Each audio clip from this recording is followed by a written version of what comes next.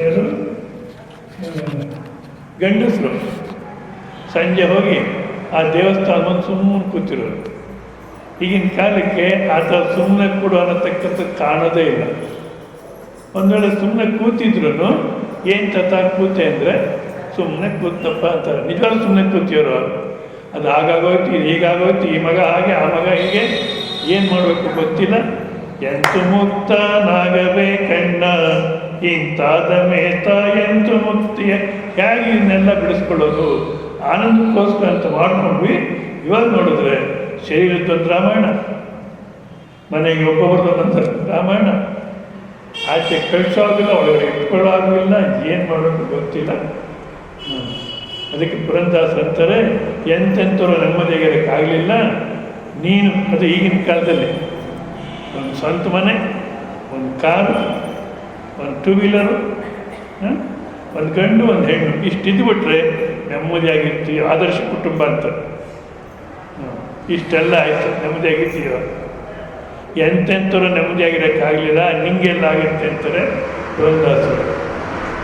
ಎಂತಾದರೂ ಚಿಂತೆ ಬಿಡದು ನಿಶ್ಚಿಂತರಾದವರ ನಾನೊಬ್ಬರನು ಕಾಣೆ. ಎಂತಾದರೂ ಚಿಂತೆ, ಏನಾದರೂ ಚಿಂತೆ ಬಿಡಲ್ಲ, ನಿಶ್ಚಿಂತೆ ಜೀವನ ಮಾಡಿದವ್ರನ್ನ ನಾನೊಬ್ಬರೂ ನೋಡಲಿಲ್ಲ. ಯಾರ್ಯಾರು ನೋಡಿದ್ರೆ ನೀವಂದ್ರೆ ಇವ್ರನ್ನೆಲ್ಲ ಬಿಟ್ಬಿಡ್ತಾರೆ. ಈ ಪಾನಿಪುರಿ ಜನನೆಲ್ಲ ಬಿಟ್ಟು ಮತ್ತು ಯಾರಪ್ಪ ನಿಶ್ಚಿಂತೆಯಾಗಿಲ್ಲ ಅಂದರೆ ಬ್ರಹ್ಮನಿಗೆ ತಲೆ ಒಡೆದು ಸಿಡಿದು ಹೋದ ಚಿಂತೆ, ರಕ್ಕಸರ ಗುರುವಿಗೆ ಕಣ್ಣಿಲ್ಲದ ಚಿಂತೆ, ಮನ್ಮಥಗೆ ತನು ಸುಟ್ಟು ಭಸ್ಮವಾದ ಚಿಂತೆ, ಮುಕ್ಕನ್ನ ಶಿವನಿಗೆ ತಿರುದುಂಬುವ ಚಿಂತೆ. ಎಂತಾದರೂ ಚಿಂತೆ ಬಿಡದು. ಇಂಥವರೆಲ್ಲ ನಿಶ್ಚಿಂತೆಯಾಗಿಲ್ಲ. ನಾನು ಒಂದು ಹೆಣ್ಣು ಅಂದ್ಕೊಂಡು ಇಷ್ಟರೇ ನಿಶ್ಚಿಂತೆಯಾಗಿರ್ತೀನಿ ಅಂದರೆ ಧರ್ಮನಿಷ್ಠರಿಗೆ ಸುಖದೊಳಿರುವ ಚಿಂತೆ, ದುಷ್ಕರ್ಮಿಗಳಿಗೆ ಪರರ ಕೆಡಿಸುವ ಚಿಂತೆ, ತಮ್ಮ ಅರ್ಜುನಗೆ ವೈರಿ ಕೊಲ್ಲುವ ಚಿಂತೆ, ಅಣ್ಣ ಭೀಮನಿಗೆ ಅನ್ನ ಸಾಲದ ಚಿಂತೆ. ಎಂತಾದರೂ ಚಿಂತೆ ಬಿಡದು. ಭಕ್ತರಿಗೆ ಗುರುವಿನಲ್ಲಿ ಮುಕ್ತಿ ಪಡೆಯುವ ಚಿಂತೆ. ಅದು ಈಗಿನ ಕಾಲಕ್ಕೆ ಗುರುಗಳು ಜಾಸ್ತಿ ಆಗಿದ್ದಾರೆ, ಭಕ್ತರು ಜಾಸ್ತಿ ಆಗಿದ್ದಾರೆ ಅಂತ ಕಾಣುತ್ತೆ. ಆ ಗುರುಗಳು ಹೇಳಿದ್ದು ಸಾಧನೆಯೂ ಮಾಡೋಲ್ಲ, ಅವ್ರು ಹೇಳಿದಂಥ ತತ್ವನೂ ಅರ್ಥ ಆಗೋಲ್ಲ. ಆದರೆ ಮುಕ್ತಿ ಯಾವಾಗ ಕೊಡ್ತಾರೆ? ಭಾಳ ಜಾಗೃತಿಯಾಗಿದೆ ಈಗಿನ ಕಾಲಕ್ಕೆ. ಅಂತ ಇದರಲ್ಲೂ ಭಾಳ ಮೋಸ ಇದೆ. 5,000 ಕೊಟ್ಟರೆ ಮೋಕ್ಷ ಕೊಡ್ತೀವಿ ಅಂತ ಅನೌನ್ಸ್ ಮಾಡ್ತಿದ್ರು. ನಿಜವಾಗ್ಲೂ ಸರಿಯಾದಂಥ ಸರ್ಕಾರ ಆದರೆ ಅಂಥ ಅಡ್ವರ್ಟೈಸ್ಮೆಂಟ್ಸ್ ಎಲ್ಲ ಬ್ಯಾನ್ ಮಾಡಬೇಕು, ಅವನ್ನ ಈ ವ್ಯವಹಾರದ ಮೇಲೆ ತೆಗೆದುಬಿಡ್ಬೇಕು. ಆದರೆ ಇವರೇ ಕಳ್ಳರು ಸರ್ಕಾರದವರು. ಕೊನೆಗೆ ಸುಪ್ರೀಂ ಕೋರ್ಟ್ ಹೇಳಿದ್ರು, ಬಾಯಿ ಮುಚ್ಕೊಂಡಿರು, ನೀನು ಯಾವ ವ್ಯವಹಾರ ಮಾಡಬೇಡ ಅಂದರು. ಇವಾಗ ಹೆಂಡತಿ ಹೆಸರು ವ್ಯವಹಾರ ಮಾಡೋಕ್ಕೆ ಹೋದ್ರು, ಸರಿಯಾಗಿ ನಡೀಲಿಲ್ಲ. 5,000 ಕೊಟ್ಟರೆ ಮೋಕ್ಷ. ಒಂದು ಟಿ ವಿ ಕೊಂಡ್ಕೋಬೇಕಾದ್ರೆ ಎಷ್ಟಾಗುತ್ತೆ? ಇನ್ನು 5,000ಕ್ಕೆ ಸಿಕ್ಕ ಮೋಕ್ಷ ಅಂತ ಮೋಕ್ಷ ಅದು. ಇನ್ನೊಬ್ರು ಯಾರು 5,000 ಬೇಡ 2,500ಕ್ಕೆ ಕೊಡ್ತೀನಿ ಮೋಕ್ಷ ಅದು. ಕೊನೆಗೆ ಮನೆ ಅರೆಸ್ಟ್ ಆಗೋ ಸ್ಥಿತಿ ಇತ್ತು. ಸ್ವಾಮಿಗಳು ಹೇಗೋ ತಪ್ಪಿಸ್ಕೊಂಡು ಇವಾಗ ಸುಮ್ಮನೆ ಇದ್ದಾರೆ.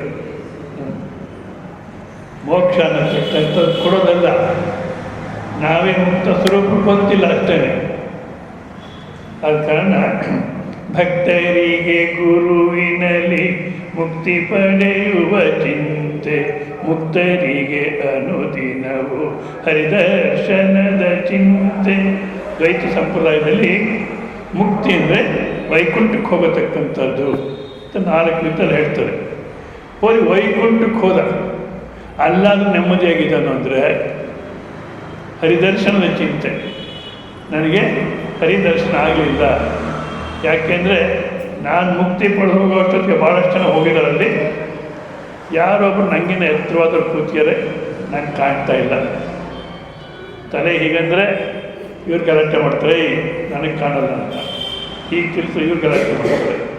ಹೋರಿ ಈ ಜಾಗ ಸರಿ ಇಲ್ಲ, ಎದ್ದೆಲ್ಲ ಬೇರೆ ಕಡೆ ಕೂತ್ಕೊಳ್ಳೋಣ ಅಂದರೆ ಇದೇನು ದೊಡ್ಡಬಳ್ಳಾಪುರನೇ ನನಗೆ ಮನಸ್ಸು ಬಂದಾಗ ಕೊಡೋಕ್ಕೆ ವೈಕುಂಠ ಎಲ್ಲಿ ಕೊಡ್ಬೇಕು ಅಲ್ಲೇ ಕೊಡಬೇಕು, ಎಲ್ಲಿ ಜಾಗ ಸಿಕ್ಕಿದೋ ಅಲ್ಲೇ ಕೊಡ್ಬೇಕಂತಾರೆ. ಏನು ಮಾಡಬೇಕು ಅಂದೇನಾಯಿತು, ಎಲ್ಲಿ ಹೋದ್ರೂ ನಿಶ್ಚಿಂತೆಗಿರೋಕ್ಕಾಗಲ್ಲ. ಚೆನ್ನಾಗಿ ಅರ್ಥ ಮಾಡ್ಕೊಳ್ಳಿ. ಭಾಳಷ್ಟು ಜನ ಪ್ರಶ್ನೆ ಮಾಡ್ತಾರೆ, ಎಷ್ಟೇ ವಿವರ ಮಾಡಿ ಹೇಳಿದ್ರು, ಸ್ವಾಮೀಜಿ ಯಾವುದನ್ನ ಒಂದು ಆಶ್ರಮ ಇದ್ದು ಹೇಳಿ, ಅಲ್ಲಿ ಹೋಗಿ ನಾವು ಸ್ವಲ್ಪ ದಿವಸ ಇದ್ದು ಸಾಧನೆ ಚಿಂತನೆ ಮಾಡಿಕೊಳ್ತೀವಿ ಅಂತ. ಯಾವುದೋ ಮನೆಯಲ್ಲಿ ಉಪನಿಷತ್ತು, ಬ್ರಹ್ಮಸೂತ್ರ ಭಾಷ್ಯ ಮತ್ತು ಪರಮಾಚಿಂತಾವಣಿ ಈ ಗ್ರಂಥಗಳೆಲ್ಲ ಉದ್ದೇಶ ನಡೆದಿದೆ. ಆದರೂ ಈ ಪ್ರಶ್ನೆ ಆಗ್ತದೆ, ಯಾವುದನ್ನು ಆಶ್ರಮ ಅಂತ ಹೇಳಿ ಅಲ್ಲಿ ಹೋಗ್ತೀವಿ ಅಂತ. ಎಲ್ಲಿ ಹೋದ್ರೂ ನೀವು ಒಂದು ದಿವಸ ಹೋದ್ರೆ ಚೆನ್ನಾಗಿರುತ್ತೆ, ಅಲ್ಲೇ ಇದ್ದರೂ ಬಂತು ರಾಮಾಯಣ. ಯಾಕೆ ಅದು ದೊಡ್ಡ ಸಂಸಾರಗಳು. ಆದ ಕಾರಣ ವೈಕುಂಠಕ್ಕೆ ಹೋದ್ರೂ ನೆಮ್ಮದಿ ಇಲ್ಲ, ಹೋಲಿಗೆ ಎಲ್ಲರೂ ಬಿಟ್ಬಿಡ. ದೇವರಾದ್ರೂ ನೆಮ್ಮದಿಯಾಗಿದ್ದಾನಂತೆ. ಶಕ್ತ ಪುರಂದರ ವಿಠಲ 80 ಚಿಂತೆ. 84 ಲಕ್ಷ ಜೀವರಾಶಿಗಳಲ್ಲಿ ಯಾವುದೇ ಜೀವಿ ಬಂದು ದೇವರಿಗೆ ತೊಂದರೆ ಕೊಡಲ್ಲ. ಈ ಮನುಷ್ಯ ಒಬ್ಬನೇ. ಪರಮಾತ್ಮ ನೀನು ನಿನ್ನ ಯಾವ ರೀತಿ ಇಟ್ಟಿದ್ದೋ ಸರಿ ಇಲ್ಲ, ನಿಂಗೆ ಬುದ್ಧಿ ಇಲ್ಲ, ನಾನು ಹೇಳ್ತೀನಿ ಕೇಳು, ಈ ರೀತಿ ಮಾಡು ನನ್ನ ಜೀವನನ ಅಂದ್ಬಿಟ್ಟು ಈ ದೇವರಿಗೆ ಉಪದೇಶ ಮಾಡ್ತಾನೆ. ಹೋಗಲಿ, ಇವನು ಹೇಳಿದಾಗೆ ಇಟ್ಟರೂ ಒಪ್ಪಲ್ಲ, ದೇವ್ರ ಸೃಷ್ಟಿನೂ ಒಪ್ಪಲ್ಲ. ಈ ಮನುಷ್ಯ ತಾನೇನೋ ವ್ಯವಸ್ಥೆ ಮಾಡ್ಕೊಳ್ತಾನೆ, ಅದು ಸರಿ ಹೋಗಲ್ಲ. ಒಟ್ಟಿನಲ್ಲಿ ಒದ್ದಾಡ್ತಿರ್ತಾನೆ. ಇನ್ನು ಇಂತಿಂಥವ್ರಿಗೆಲ್ಲ ಚಿಂತೆ ಬಿಟ್ಟಿಲ್ಲ ಅಂದರೆ ನಿನಗೇನು ಚಿಂತೆ ಬಿಡುತ್ತೆ? ಇಲ್ಲ ಇಲ್ಲ, ಗಂಡು ಮಕ್ಕಳಿದ್ರೆ ನೆಮ್ಮದಿ. ಅದು ಈಗಿನ ಕಾಲಕ್ಕೆ ನಿಜವಾದ ಮಕ್ಕಳು ಏನು ಸಮಸ್ಯೆ ತರ್ತಾರೋ ಏನೋ. ಇದಕ್ಕೆ ಗೌರ್ಮೆಂಟು ಸಪೋರ್ಟು. ಅದ್ಯಾರೋ ಒಬ್ಬ ಹೆಣ್ಮಗಳಿಗೆ ಮದುವೆ ಮಾಡಬೇಕು ಅಂತ ಗಂಡು ನೋಡಿದ್ದಾರೆ. ಗಂಡು ನೋಡಿದ್ರೆ ಆ ಹುಡುಗಿ ಹೇಳ್ತಾಳೆ, ನಾನೊಂದು ನಾಯಿ ಸಾಕ್ಕೊಂಡಿದ್ದೀನಿ, ಆ ನಾಯಿನ ಭಾಳಷ್ಟು ಪ್ರೇಮದಿಂದ ಸಾಕಿದ್ದೀನಿ, ಆ ನಾಯಿನೂ ಕರ್ಕೊಂಬರ್ತೀನಿ ಅಂತಾಳೆ.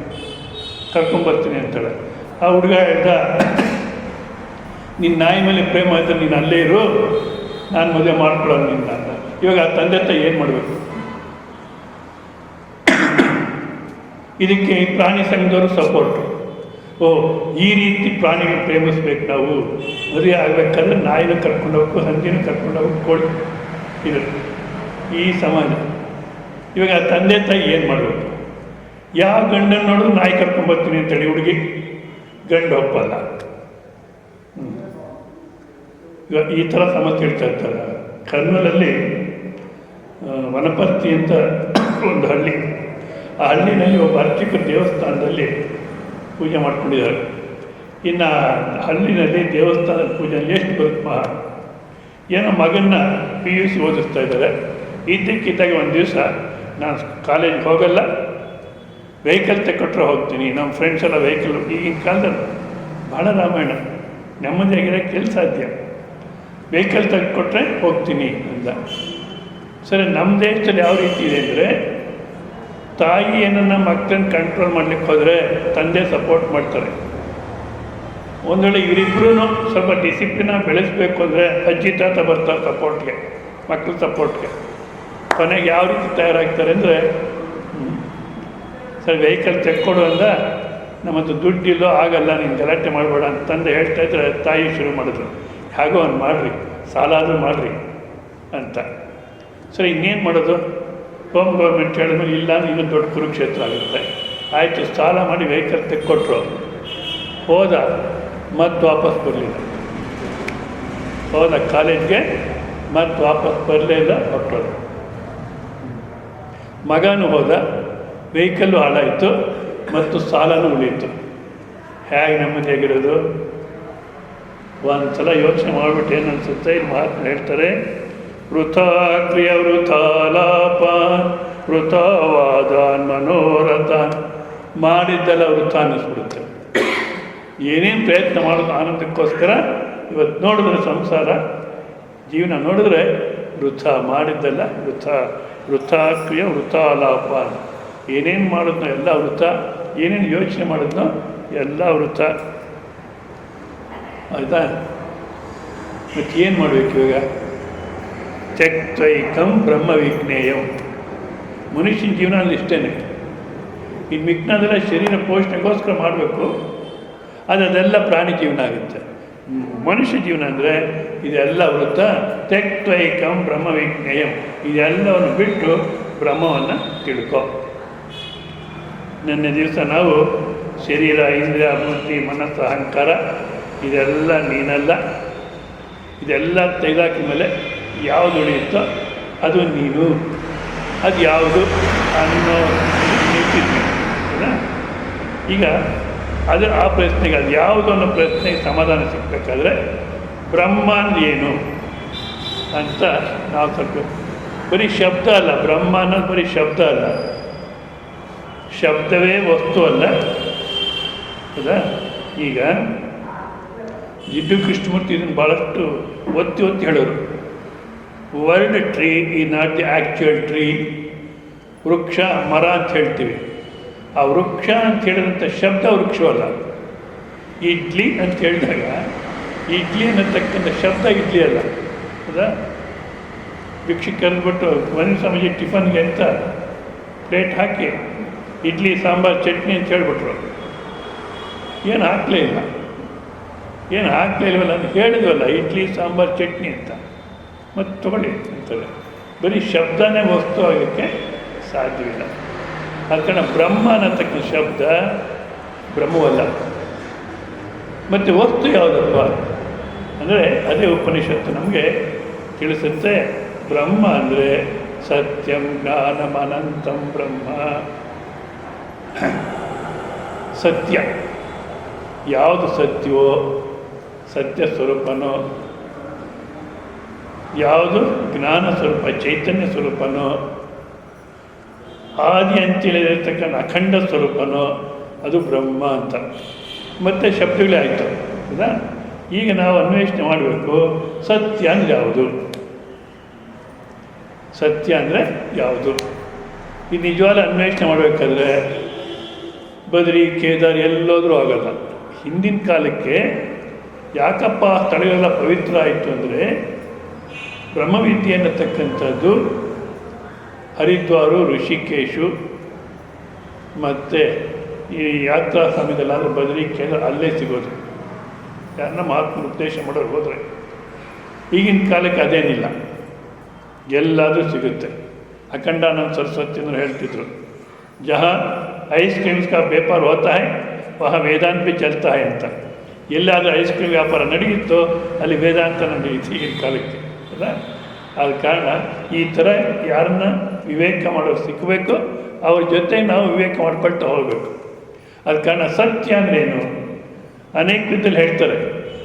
ಇದನ್ನೆಲ್ಲ ಯಾಕೆ ಪ್ರಸ್ತಾಪ ಮಾಡ್ತೀನಿ ಅಂದರೆ ಆ ಮಾತುಗಳಿಗೆ ನಾವು ಮೋಸ ಹೋಗಬಾರ್ದು, ಪ್ರಯೋಜನ ಇಲ್ಲ.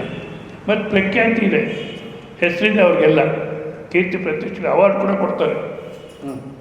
ಸತ್ಯ ಅಂತ ಹೇಳ್ತಾರೆ. ಒಂದು ಸಲ ಎಲ್ಲೋ ಹಗರಿಬೊಮ್ಮನಹಳ್ಳಿಯಲ್ಲಿ ರಾತ್ರಿ ಯಾರ ಮನೆಗೆ ಟಿಫನ್ ಮಾಡ್ತಿದ್ದೆ, ಟಿ ವಿ ಹಾಕಿದ್ರು. ನಾನು ಸಾಮಾನ್ಯ ಆಫ್ ಮಾಡಿ ಇನ್ನಕ್ಕೆ ಹೋಗಲ್ಲ, ಯಾಕೆಂದರೆ ಏನಕ್ಕೆ ನೋಡ್ಕೊಳ್ಳಿ ಬಿಡುತ್ತಾ, ನಮಗೇನು ಪ್ರವಚನ ಮಸಾಲ ಸಿಗುತ್ತೆ ಅಂತ ಸುಮ್ಮನಿರ್ತೀನಿ. ಅವತ್ತು ಯಾರೋ ಒಬ್ಬರು ಸತ್ಯದ ಬಗ್ಗೆ ಮಾತಾಡ್ತಿದ್ರು. ಅವ್ರ ಹೆಸರು ಹೇಳೋದು ಬೇಡ. ಸತ್ಯದ ಬಗ್ಗೆ ಭಾಳಷ್ಟು ಜನ ತೆಲುಗುದಲ್ಲಿ చాలా ಮಂದಿ ವ್ಯಾಖ್ಯಾನ చేసిన ಭಾಳಷ್ಟು ಜನ ವ್ಯಾಖ್ಯಾನ ಮಾಡಿದರೆ ಯಾವುದೂ ಸರಿ ಇಲ್ಲ, ನಾನು ಹೇಳ್ತೀನಿ ಕೇಳಿ ಅಂದರು. ಸರಿ, ಇವ್ರು ಏನು ಹೇಳ್ತಾರೆ ಅಂತ ನಾನು ತಿನ್ನೋದು ನಿಲ್ಸಿ ಹತ್ತಗಡೆ ಗಮನ ಕೊಟ್ಟರೆ ಅವ್ರು ಹೇಳ್ತಾರೆ, ಯಾವುದು ಅಸತ್ಯವಲ್ವೋ ಅದು ಸತ್ಯ. ನೋಡಿ, ಅರ್ಥವಾಯ್ತು ನಮಗೆ. ಇವಾಗೇನು ಮಾಡಬೇಕು, ಯಾವುದು ಅಸತ್ಯ ಅಂತ ಹೇಳಬೇಕು. ಯಾವುದು ಸತ್ಯವಲ್ವೋ ಅದು ಅಸತ್ಯ. ನಿಜವಾಗ್ಲೂ ಇವ್ರಿಗೆಲ್ಲ ಹೇಗೆ ಜನ ಒಪ್ಕೊಳ್ತಾರೋ, ಯಾಕೆ ಪ್ರಖ್ಯಾತಿ ಆಗುತ್ತೋ, ಅವಾರ್ಡ್ ಯಾಕೆ ಕೊಡ್ತಾರೋ ದೇವರಿಗೆ ಗೊತ್ತು. ಯಾವ ವ್ಯಾಖ್ಯಾನ ಸರಿಯಲ್ಲ. ಶಂಕರಾಚಾರ್ಯ ಹೇಳತಕ್ಕಂಥ ವ್ಯಾಖ್ಯಾನವೇ ಸರಿ. ಶಂಕರಾಚಾರ್ಯನ ನಿಮ್ಗೆ ಅಭಿಮಾನ, ಅದಕ್ಕೋಸ್ಕರ ಅವ್ರು ಹೇಳೋದೇ ಸರಿ ಅಂತೀರೋ? ಆ ಥರ ಇಲ್ಲ. ಶಂಕರಾಚಾರ್ಯ ಏನು ಹೇಳ್ತಾರೋ ಅದು ಶ್ರುತಿನಲ್ಲಿದೆ, ಅಷ್ಟೇ ಅಲ್ಲ ನಮ್ಮ ಅನುಭವಕ್ಕೆ ಬರುತ್ತೆ. ಅದಕ್ಕೋಸ್ಕರ ಶಂಕರಾಚಾರ್ಯ ಹೇಳ್ತಕ್ಕ ನಾವು ಒಪ್ಕೋಬೇಕು. ಇಲ್ಲಿ ಅನುಭವ ಅಂದಾಗ ಚೆನ್ನಾಗಿ ಕೇಳಿ, ಶಂಕರಾಚಾರ್ಯ ಒಬ್ಬರು ಬಿಟ್ಟರೆ ಮತ್ತಿನ್ಯಾವ ಆಚಾರ್ಯರು ಆ ಅನುಭವ ಅನ್ನತಕ್ಕಂಥದ್ದನ್ನು ಸಂಪೂರ್ಣ ತಗೊಳ್ಳಿಲ್ಲ. ಪ್ರತಿಯೊಬ್ಬ ಮನುಷ್ಯನಲ್ಲೂ 3 ರೀತಿ ಅನುಭವ ಇದೆ. ಇಂದ್ರಿಯಾನುಭವ, ಇಲ್ಲ ಆರತಿ ಆದಮೇಲೆ ಪ್ರಸಾದ ಕೊಡ್ತಾರೆ, ಭಾಳಷ್ಟು ಚೆನ್ನಾಗಿದೆ ಅಂತೀವಿ. ಯಾವ ರೀತಿ ಹೇಳಿದ್ರಿ ಅಂದರೆ ನಾಲಿಗೆಯಿಂದ ಹೇಳಿದೆ, ಹೌದಾ? ಇಂದ್ರಿಯಾನುಭವ. ಮತ್ತು ಇನ್ನೊಂದು ಮನೋ ಅನುಭವ. ಕೋಪ ಬಂತು ಅಂದರೆ ನಮಗೆ ಗೊತ್ತಾಗುತ್ತೆ, ಹೌದಾ? ಆ ಅನುಭವ ಇದು. ಆದರೆ ಈ ಬ್ರಹ್ಮ ಅನ್ನತಕ್ಕಂಥದ್ದು, ಈ ಆತ್ಮಚಿಂತನೆ ಅಂತಕ್ಕಂಥದ್ದು ಇಂದ್ರಿಯಾನುಭವದಿಂದ ಮಾಡೋಲ್ಲ ಶಾಸ್ತ್ರ, ಮನೋ ಅನುಭವದಿಂದ ಮಾಡೋಲ್ಲ. ಈ ಇಂದ್ರಿಯ ಮನಸ್ಸು ಬಿಟ್ಟು 3ನೇದೊಂದಿದೆ. ಯಾವುದಪ್ಪ ಅದು ಅಂದರೆ, ಈಗ ನೀವೆಲ್ಲ ಇದ್ದೀರೋ ಇಲ್ಲೋ? ಎಲ್ಲ ಸುಮ್ಮನೆ ಇದ್ದೀರೋ? ಧೈರ್ಯವಾಗಿ ಹೇಳಿ, ಪರವಾಗಿಲ್ಲ. ಇದ್ದೀರೋ ಇಲ್ಲೋ? ಏನಾರ ಸಂದೇಹ ಇದೆಯೋ? ಇದ್ದೀನಿ ಅಂತ ಹೇಗೆ ನಿಶ್ಚಯ ಮಾಡಿಕೊಂಡ್ರಿ? ಸ್ವಾಮೀಜಿ ಆಧಾರ್ ಕಾರ್ಡ್ ಕೊಟ್ಟಿದ್ದಾರೆ, ಅದು ಮೂರ್ಖತನ. ಆಧಾರ್ ಕಾರ್ಡ್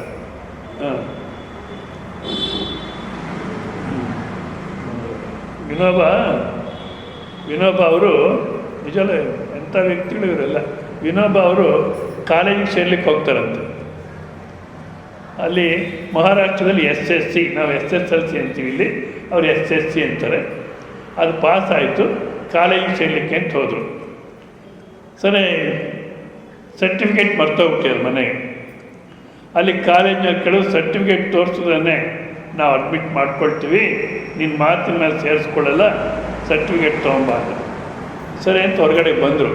ಅದೇ ಒಂದು ಪ್ರಶ್ನೆ ಬರುತ್ತೆ ಅವ್ರಿಗೆ, ಸ್ವಲ್ಪ ತಾಳು, ಸರ್ಟಿಫಿಕೇಟಿಂದ ನಂಗೆ ಬೆಲೆನೋ, ನನ್ನಿಂದ ಸರ್ಟಿಫಿಕೇಟಿಗೆ ಬೆಲೆನೋ?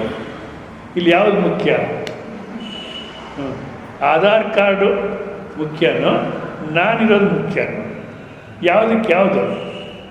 ಅವ್ರು ಯೋಚನೆ ಮಾಡಿದ್ರು, ಇಂಥ ವಿದ್ಯೆ ಕಲಿಯೋದೇ ಬೇಡ, ನಾನಿರತಕ್ಕಂಥದ್ದು ಸ್ವತಃ ಸಿದ್ಧ, ಇದಕ್ಕೆ ಯಾವ ಪ್ರಮಾಣವೂ ಬೇಡ. ಹೇಗೆ ಹೇಳ್ತಾರೆ ಇದ್ದೀನಿ ಅಂತ?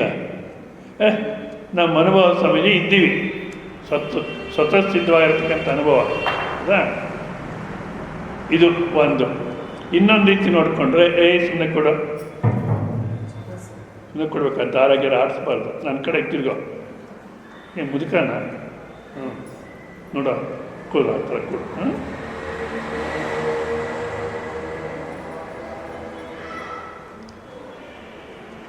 ಈ ಇದ್ದೀವಿ ಅನ್ನೋಕ್ಕೆ ಮನೆಯಲ್ಲಿ ಕೂತಿರ್ತೀರ, ಯಾರೋ ಬೆಲ್ ಮಾಡ್ತಾರೆ, ಬಂದೆ ಬಾಗಿಲು ತೆಗಿತೀನಿ ಅಂತ ಹೇಳಬೇಕಾದ್ರೆ ತಾಳು, ಯಾರೋ ಬೆಲ್ ಮಾಡ್ತಿದ್ದಾರೆ, ನಾನು ಇದ್ದೀನೋ ಇಲ್ವೋ ನೋಡಿಕೊಂಡು ಆಮೇಲೆ ತೆಗಿಯೋಣ ಅಂತೀವ?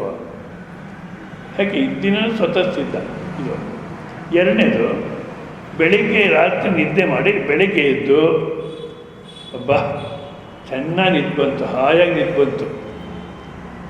ನನ್ನ ಹತ್ರ ಪ್ರವಚನ ಹೇಳ್ತಾರೆ, ಸ್ವಾಮೀಜಿ ರಾತ್ರಿ ಚೆನ್ನಾಗಿ ನಿದ್ದು ಮಾಡಿದೆ, ನಿಮ್ಮ ಪ್ರವಚನದಲ್ಲೇ ನಿದ್ದೆ ಬರ್ತಿತ್ತು, ಮಲಗಿದೆ ನೋಡಿ ಎಷ್ಟು ಚೆನ್ನಾಗಿ ನಿದ್ದು ಬಂತು ಅಂತಾರೆ. ಆಯಿತು, ಸಂತೋಷ, ನಿದ್ದೆ ಚೆನ್ನಾಗಿತ್ತು ಅಂತ ನೀವು ಯಾವ ಥರ ತಿಳ್ಕೊಂಡ್ರಿ? ನಿಜವಲ್ಲ ಇವೆಲ್ಲ ಭಾಳಷ್ಟು ಯೋಚನೆ ಮಾಡ್ಬೇಕು ನಾವು, ಆವಾಗಲೇ ಮುಕ್ತರಾಗೋದು. ನಿದ್ದೆ ಚೆನ್ನಾಗಿತ್ತು ಅಂತ ಹೇಗೆ ತಿಳ್ಕೊಂಡ್ವಿ? ಇಂದ್ರಿಯಗಳಿಂದ ತಿಳ್ಕೊಳ್ಳಿಲ್ಲ. ನಿದ್ದೆನ ರುಚಿ ನೋಡಲಿಲ್ಲ ನಾಲಿಗೆಯಿಂದ, ನಿದ್ದೆನ ಕಣ್ಣಿಂದ ನೋಡಲಿಲ್ಲ, ನಿದ್ದೆ ಅನ್ನತಕ್ಕಂಥದ್ದನ್ನು ಮುಟ್ಟು ನೋಡಲಿಲ್ಲ, ನಿದ್ದೆ ಅನ್ನತಕ್ಕಂಥ ವಾಸನೆ ನೋಡಲಿಲ್ಲ, ಹೌದಾ? ಮತ್ತು ಹೇಗೆ ಗೊತ್ತಾಯಿತು? ಸ್ವಾಮೀಜಿ ನಾನು ಅನುಭವ, ನಾನು ನಿದ್ದೆ ಮಾಡಿದ್ದು ನನಗೆ ಗೊತ್ತು. ಇದೇನಾಯಿತು? ಇಂದ್ರಿಯಗಳನ್ನು ಉಪಯೋಗಿಸ್ತೀರ, ಮನಸ್ಸನ್ನು ಉಪಯೋಗಿಸ್ತೀರ, ತಿಳ್ಕೊಳ್ಳತಕ್ಕ ಒಂದಿದೆ ನಮ್ಮಲ್ಲಿ, ಹೌದಾ?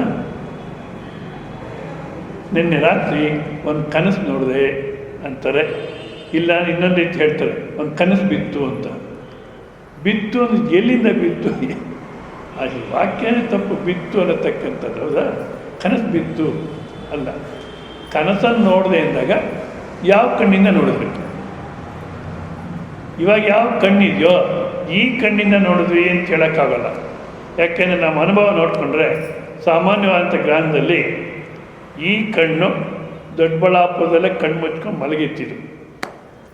ಆದ ಕಾರಣ ಈ ಕಣ್ಣಿಂದ ನೋಡಲಿಲ್ಲ. ಯಾಕೆ ನಮಗೆ ತಿರುಪ್ತಿಲಿದ್ದಂತೆ ಕನಸು ಬಿತ್ತು, ಇದು ಇಲ್ಲೇ ಇತ್ತಾದ ಕಾರಣ ಅಲ್ಲಿಗೆ ಬಂದಿಲ್ಲ. ಇದು ಒಂದು. ಇನ್ನೊಂದು, ನೀವು ನಿದ್ದೆ ಕನಸು ನೋಡ್ತಿರ್ತಕ್ಕಂಥ ಅನುಭವನ ಈಗ ಮನಸ್ಸಿಗೆ ತಂದ್ಕೊಂಡು ಯೋಚನೆ ಮಾಡಿ. ಆ ಕನಸು ಅನ್ನತಕ್ಕಂಥದ್ದು ಇದ್ದಾಗ ಈ ಶರೀರ ಎಲ್ಲನೇ ಇತ್ತು. ಎಚ್ಚರಾವಸ್ಥೆ ಬಂದಮೇಲೆ ಹೇಳುತ್ತಿ ಈ ಬುದ್ಧಿ, ಇದೇ ಶರೀರದಲ್ಲಿ ಕನಸು ನೋಡಿದೆ ಅಂತ. ಅದೇ ಕನಸು ನೋಡತಕ್ಕ ಸಮಯದಲ್ಲಿ ನಾನು ಮಲಗಿದ್ದೀನಿ, ನಿಜವಾದ ಶರೀರ ನಿದ್ದೆ ಮಾಡ್ತಿದ್ದೀನಿ, ಇದು ಸುಳ್ಳು ಶರೀರ ಕನಸು ಕಾಣ್ತಿದೆ ಅಂತ ಅನುಭವಿಸ್ತೀವ?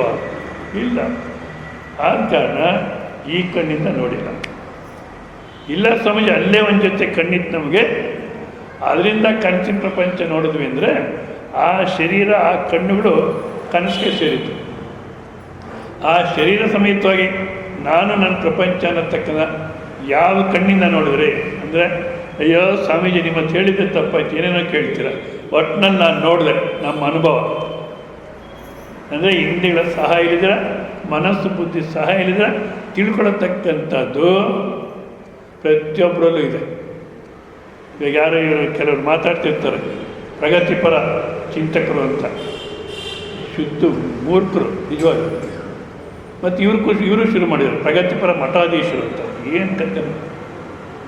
ಈ ಅನುಭವವನ್ನು ತಗೊಂಡು ಚಿಂತನೆ ಮಾಡಿದ್ರೆ ಆಗ ಯಾವ ವಿರೋಧನೂ ಬರೋಲ್ಲ. ಈ ಅನುಭವ ಬಿಟ್ಟು ಸುಮ್ಮನೆ ಕಣ್ಣಿನ ನೋಡಿ ಇದೇ ತೊಗೊಂಡ್ರೆ ವಿರೋಧ ಬರುತ್ತೆ. ಇರಲಿ. ಈಗ ಆ ಅನುಭವ ಪ್ರಕಾರ ಶಂಕರಾಚಾರ್ಯ ಹೇಳ್ತಾರೆ, ಸತ್ಯ ಅಂದರೆ ಯಾವುದು ತನ್ನ ಇರುವಿಕೆಯನ್ನು ಕಳ್ಕೊಳ್ತೀರ, ಚೆನ್ನಾಗಿ ಕೇಳಿ, ತನ್ನ ಇರುವಿಕೆಯನ್ನು ಬದಲಾವಣೆ ಆಗಿದ್ದೀರ ಯಾವುದಿದೆಯೋ ಅದು ಸತ್ಯ. ಇನ್ನೊಂದ್ಸಲ ಕೇಳಿ, ಯಾವುದು ತನ್ನ ಇರುವಿಕೆಯನ್ನು ಕಳ್ಕೊಳ್ತೀರ, ತನ್ನ ಇರುವಿಕೆಯನ್ನು ಬದಲಾವಣೆ ಮಾಡ್ಕೊಳ್ತೀರ ಯಾವುದಿದೆಯೋ ಅದು ಸತ್ಯ. ಅಂಥದ್ದು ಯಾವುದಪ್ಪ? ನಾನು ನನ್ನ ಪ್ರಪಂಚ ಅನ್ನೋದನ್ನು ತಗೊಂಡು ಯೋಚನೆ ಮಾಡಿದಾಗ ನಾನಿಂಥವನು ನಾನಿಂಥವಳು ಅನ್ನೋದು ವ್ಯವಹಾರದಲ್ಲಿ ಬದಲಾವಣೆ ಆಗ್ತಿರುತ್ತೋ ಇಲ್ಲ? ಒಬ್ಬವ್ರ ಹತ್ರ ವ್ಯವಹಾರ ಮಾಡಬೇಕಾದ್ರೆ ಒಂದೊಂದು ರೀತಿ ಬದಲಾವಣೆ ಆಗುತ್ತೆ. ಹೆಂಡತಿ ಹತ್ರ ಮಾತಾಡೋಕ್ಕೆ ಗಂಡನಾಗುತ್ತೆ, ಮಕ್ಕಳ ಹತ್ರ ಮಾತಾಡೋಕ್ಕೆ ತಂದೆ, ಈ ರೀತಿ ಬದಲಾವಣೆ ಆಗ್ತದೆ. ಹೌದಲ್ಲ? ಅಷ್ಟೇ ಅಲ್ಲ, ಆದ ಕಾರಣ ಅದು ಸತ್ಯವಲ್ಲ. ನಾನಿಂಥವಳು ನಾನಿಂಥವನು ಅದು ಸತ್ಯವಲ್ಲ. ಬುದ್ಧಿ ಅದು ಬದಲಾವಣೆ ಆಗ್ತದೆ, ಹೌದಾ? ಮತ್ತು ಮನಸ್ಸು ಬದಲಾವಣೆ ಅಂದರೂ ಒಂದೇ, ಮನಸ್ಸಂದು ಒಂದೇ. ಮತ್ತು ಇಂದ್ರಿಯಗಳು ಎಲ್ಲೋ ಇದ್ರೂ ಕಿವಿ ಕೆಣಿಸ್ತಾ ಇತ್ತು, ಎಲ್ಲೋ ಮಾತಾಡ್ಕೊಂಡು ಕಿವಿ ಕೆಣಿಸೋದು. ಇವಾಗ ಮುಂದ್ಗಡೆ ನಿಂತು ಬೈದ್ರೂ ಏನು ಕೇಳೋಲ್ಲ. ಇಂದ್ರಿಯಗಳು ಬದಲಾವಣೆ ಆಗ್ತಿದೆ. ಸ್ಥೂಲ ಶರೀರ ಬದಲಾವಣೆ ಆಗುತ್ತೆ, ಹೌದಾ? ಹೊರಗಿನ ಪ್ರಪಂಚ ಬದಲಾವಣೆ ಆಗ್ತಿದೆ, ಆದಿ ದೈವಿಕ ಪ್ರಪಂಚ ಬದಲಾವಣೆ ಆಗುತ್ತೆ. ಸೊ ಇದೆಲ್ಲ ಬದಲಾವಣೆ ಆಗ್ತಿದೆ. ಆದ ಕಾರಣ ಇದು ಇದು ಸತ್ಯವಲ್ಲ. ನಾನು ನನ್ನ ಪ್ರಪಂಚ ಅನ್ನೋದು ಸತ್ಯವಲ್ಲ. ಇದೆಲ್ಲ ಸತ್ಯವಲ್ಲ ಅಂತ ತೆಗೆದಿಟ್ಟರೆ ಇನ್ಯಾವುದು ಉಳಿಯುತ್ತಪ್ಪ?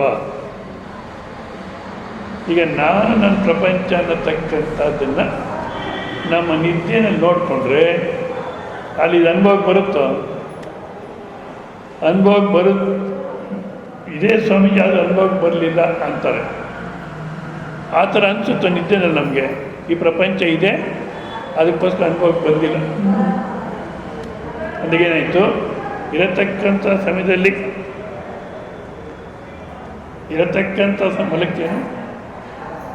ಇರತಕ್ಕಂಥ ಸಮಯದಲ್ಲಿ ಬದಲಾವಣೆ ಆಗ್ತಾಯಿದೆ, ಮತ್ತು ಒಂದು ಸಮಯದಲ್ಲಿ ಇಲ್ಲ ಅಂತ ಹೇಳ್ಬೋದು.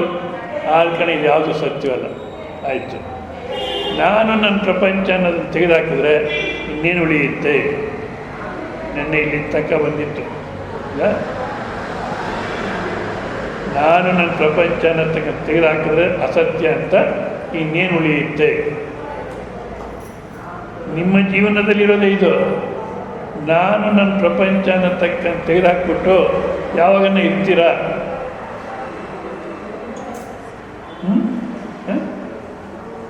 ಯಾವಾಗಲೂ ಇರಲ್ಲ ಅಂತ ಇವ್ರು ಹೇಳ್ತಿದ್ದಾರೆ. ಹಾಂ, ಆಗೋದೇ ಇಲ್ಲ. ಕೇಳಿ, ಕೆಲವರು ಇರ್ತೀವಿ ಅಂತಾರೆ, ಕೆಲವರು ಇಲ್ಲ ಅಂತಾರೆ, ಕೆಲವರು ಆಗೋದೇ ಇಲ್ಲ ಅಂತಾರೆ. ಅಲ್ಲ, ಒಟ್ಟಿನಲ್ಲಿ ಯಾವುದೋ ಒಂದು ಒಪ್ಕೊಳ್ತಾರೆ ಸ್ವಾಮೀಜಿ ಅಲ್ಲ. ಕೇಳಿ, ಈಗ ನಾನು ನನ್ನ ಪ್ರಪಂಚ ಇವಾಗಿದೆ ಎಚ್ಚರದಲ್ಲಿ, ಇದೇ ರೀತಿ ಕನಸಿನಲ್ಲೂ ಇರುತ್ತೆ.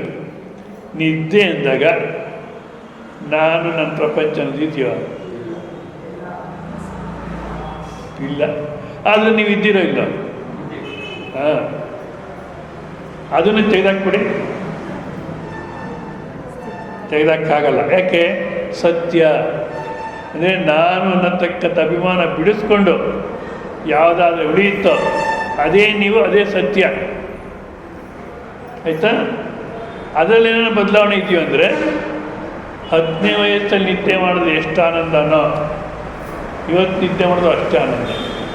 ಅದಲ್ಲ, ಏನೋ ಬದಲಾವಣೆ ಆಗಿದೆಯೋ?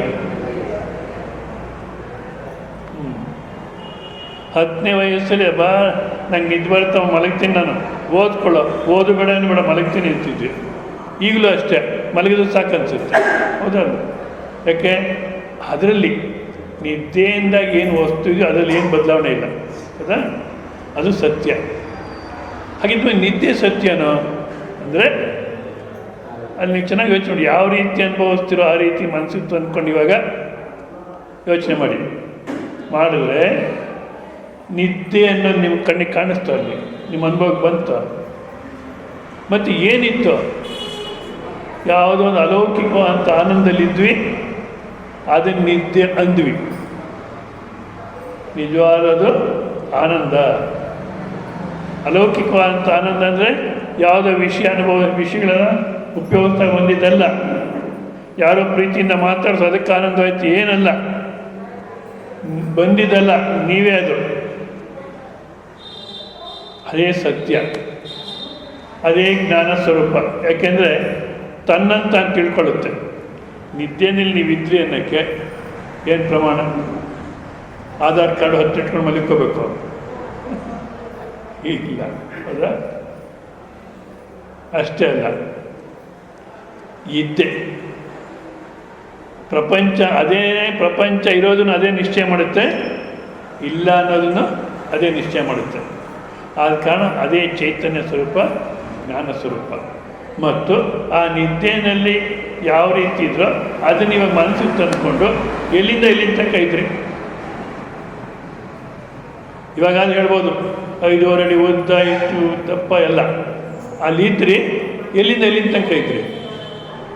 ಅಖಂಡ ಸ್ವರೂಪ, ಅದೇ ಬ್ರಹ್ಮ, ಅದೇ ನೀವು, ಅದೇ ಆನಂದ, ಅದೇ ನೀವು ಅಂದಾಗ ಬೆಟ್ಟು ತೋರಿಸ್ತಿದ್ದೀನ, ಬೆಟ್ಟಿನ ತೋರ್ಸೋಕ್ಕಾಗಲ್ಲ. ಆದ್ರೂ ನಿಮ್ಮ ಶರೀರನ ತೋರಿಸ್ತಿಲ್ಲ, ಮನಸ್ಸಲ್ಲ, ಬುದ್ಧಿ ಅಲ್ಲ, ಇಂದ್ರಿಯಗಳಲ್ಲ, ಅಹಂಕಾರವಲ್ಲ, ಎಲ್ಲವನ್ನು ಬಿಡಿಸ್ಕೊಂಡು ಯಾವುದಿತ್ತೋ ಪವಿತ್ರವಾದಂಥ ಅಸ್ತಿತ್ವ, ಅದೇ ಬ್ರಹ್ಮ ಆನಂದ. ಇಷ್ಟು ಅರ್ಥವಾದರೆ ಇನ್ನು ಆನಂದವಾಗಿ ಜೀವನ ಮಾಡ್ಬೋದು. ಯಾಕೆ? ಆ ಆನಂದ ಸ್ವರೂಪನೇ ಎಚ್ಚದಲ್ಲಿ ಹೆಣ್ಣು ಗಂಡು ಸಂಸಾರಿ ಅಂತ ತೋರ್ಕೊಳ್ತಾ ಇದೆ. ಅದೇ ಆನಂದ ಸ್ವರೂಪನ ಕನಸಿನಲ್ಲಿ ಹೆಣ್ಣು ಗಂಡು ಅಂತ ತೋರ್ಕೊಳ್ಳುತ್ತೆ. ಇದು ಕೇವಲ ತೋರಿಕೆ, ನಾವು ಮಾಡತಕ್ಕಂಥ ಪಾತ್ರ ನಟನೆ ಮಾತ್ರ. ಪಾತ್ರಧಾರಿ ಆನಂದ ಸ್ವರೂಪನೇ. ಆದ ಕಾರಣ ಈಗ ಪಾತ್ರಧಾರಿಗೆ ಪಾತ್ರದಲ್ಲಿರ್ತಕ್ಕಂಥ ಕಷ್ಟ ಸುಖ, ಈಗ ಇದೆಲ್ಲ ಜ್ಞಾಪಕ ಇರುತ್ತೆ ನಿಮಗೆ. ರಾಮಾಯಣದಲ್ಲಿ ದೀಪಿಕಾ ಸೀತಾದೇವಿಯಾಗಿ ಲಂಕೆಯಲ್ಲಿ ಕೂತ್ಕೊಂಡು ಓಡಾಡ್ತಾಳೆ. ಅದೇ ದೀಪಿಕಾಗೆ ಸೀತಾದೇವಿ ದುಃಖ ಇತ್ತು. ಎಷ್ಟು ಚೆನ್ನಾಗಿ ಕಣ್ಣೀರು ಬಂದರೆ, ಎಷ್ಟು ಚೆನ್ನಾಗಿ ಜನಗಳಿಗೆ ಅಳ್ತಿದ್ದಾಳೆ ಅಂತ ಗೊತ್ತಾದರೆ ಅಷ್ಟು ಆನಂದ ಒಳಗಡೆ. ಯಾಕೆ?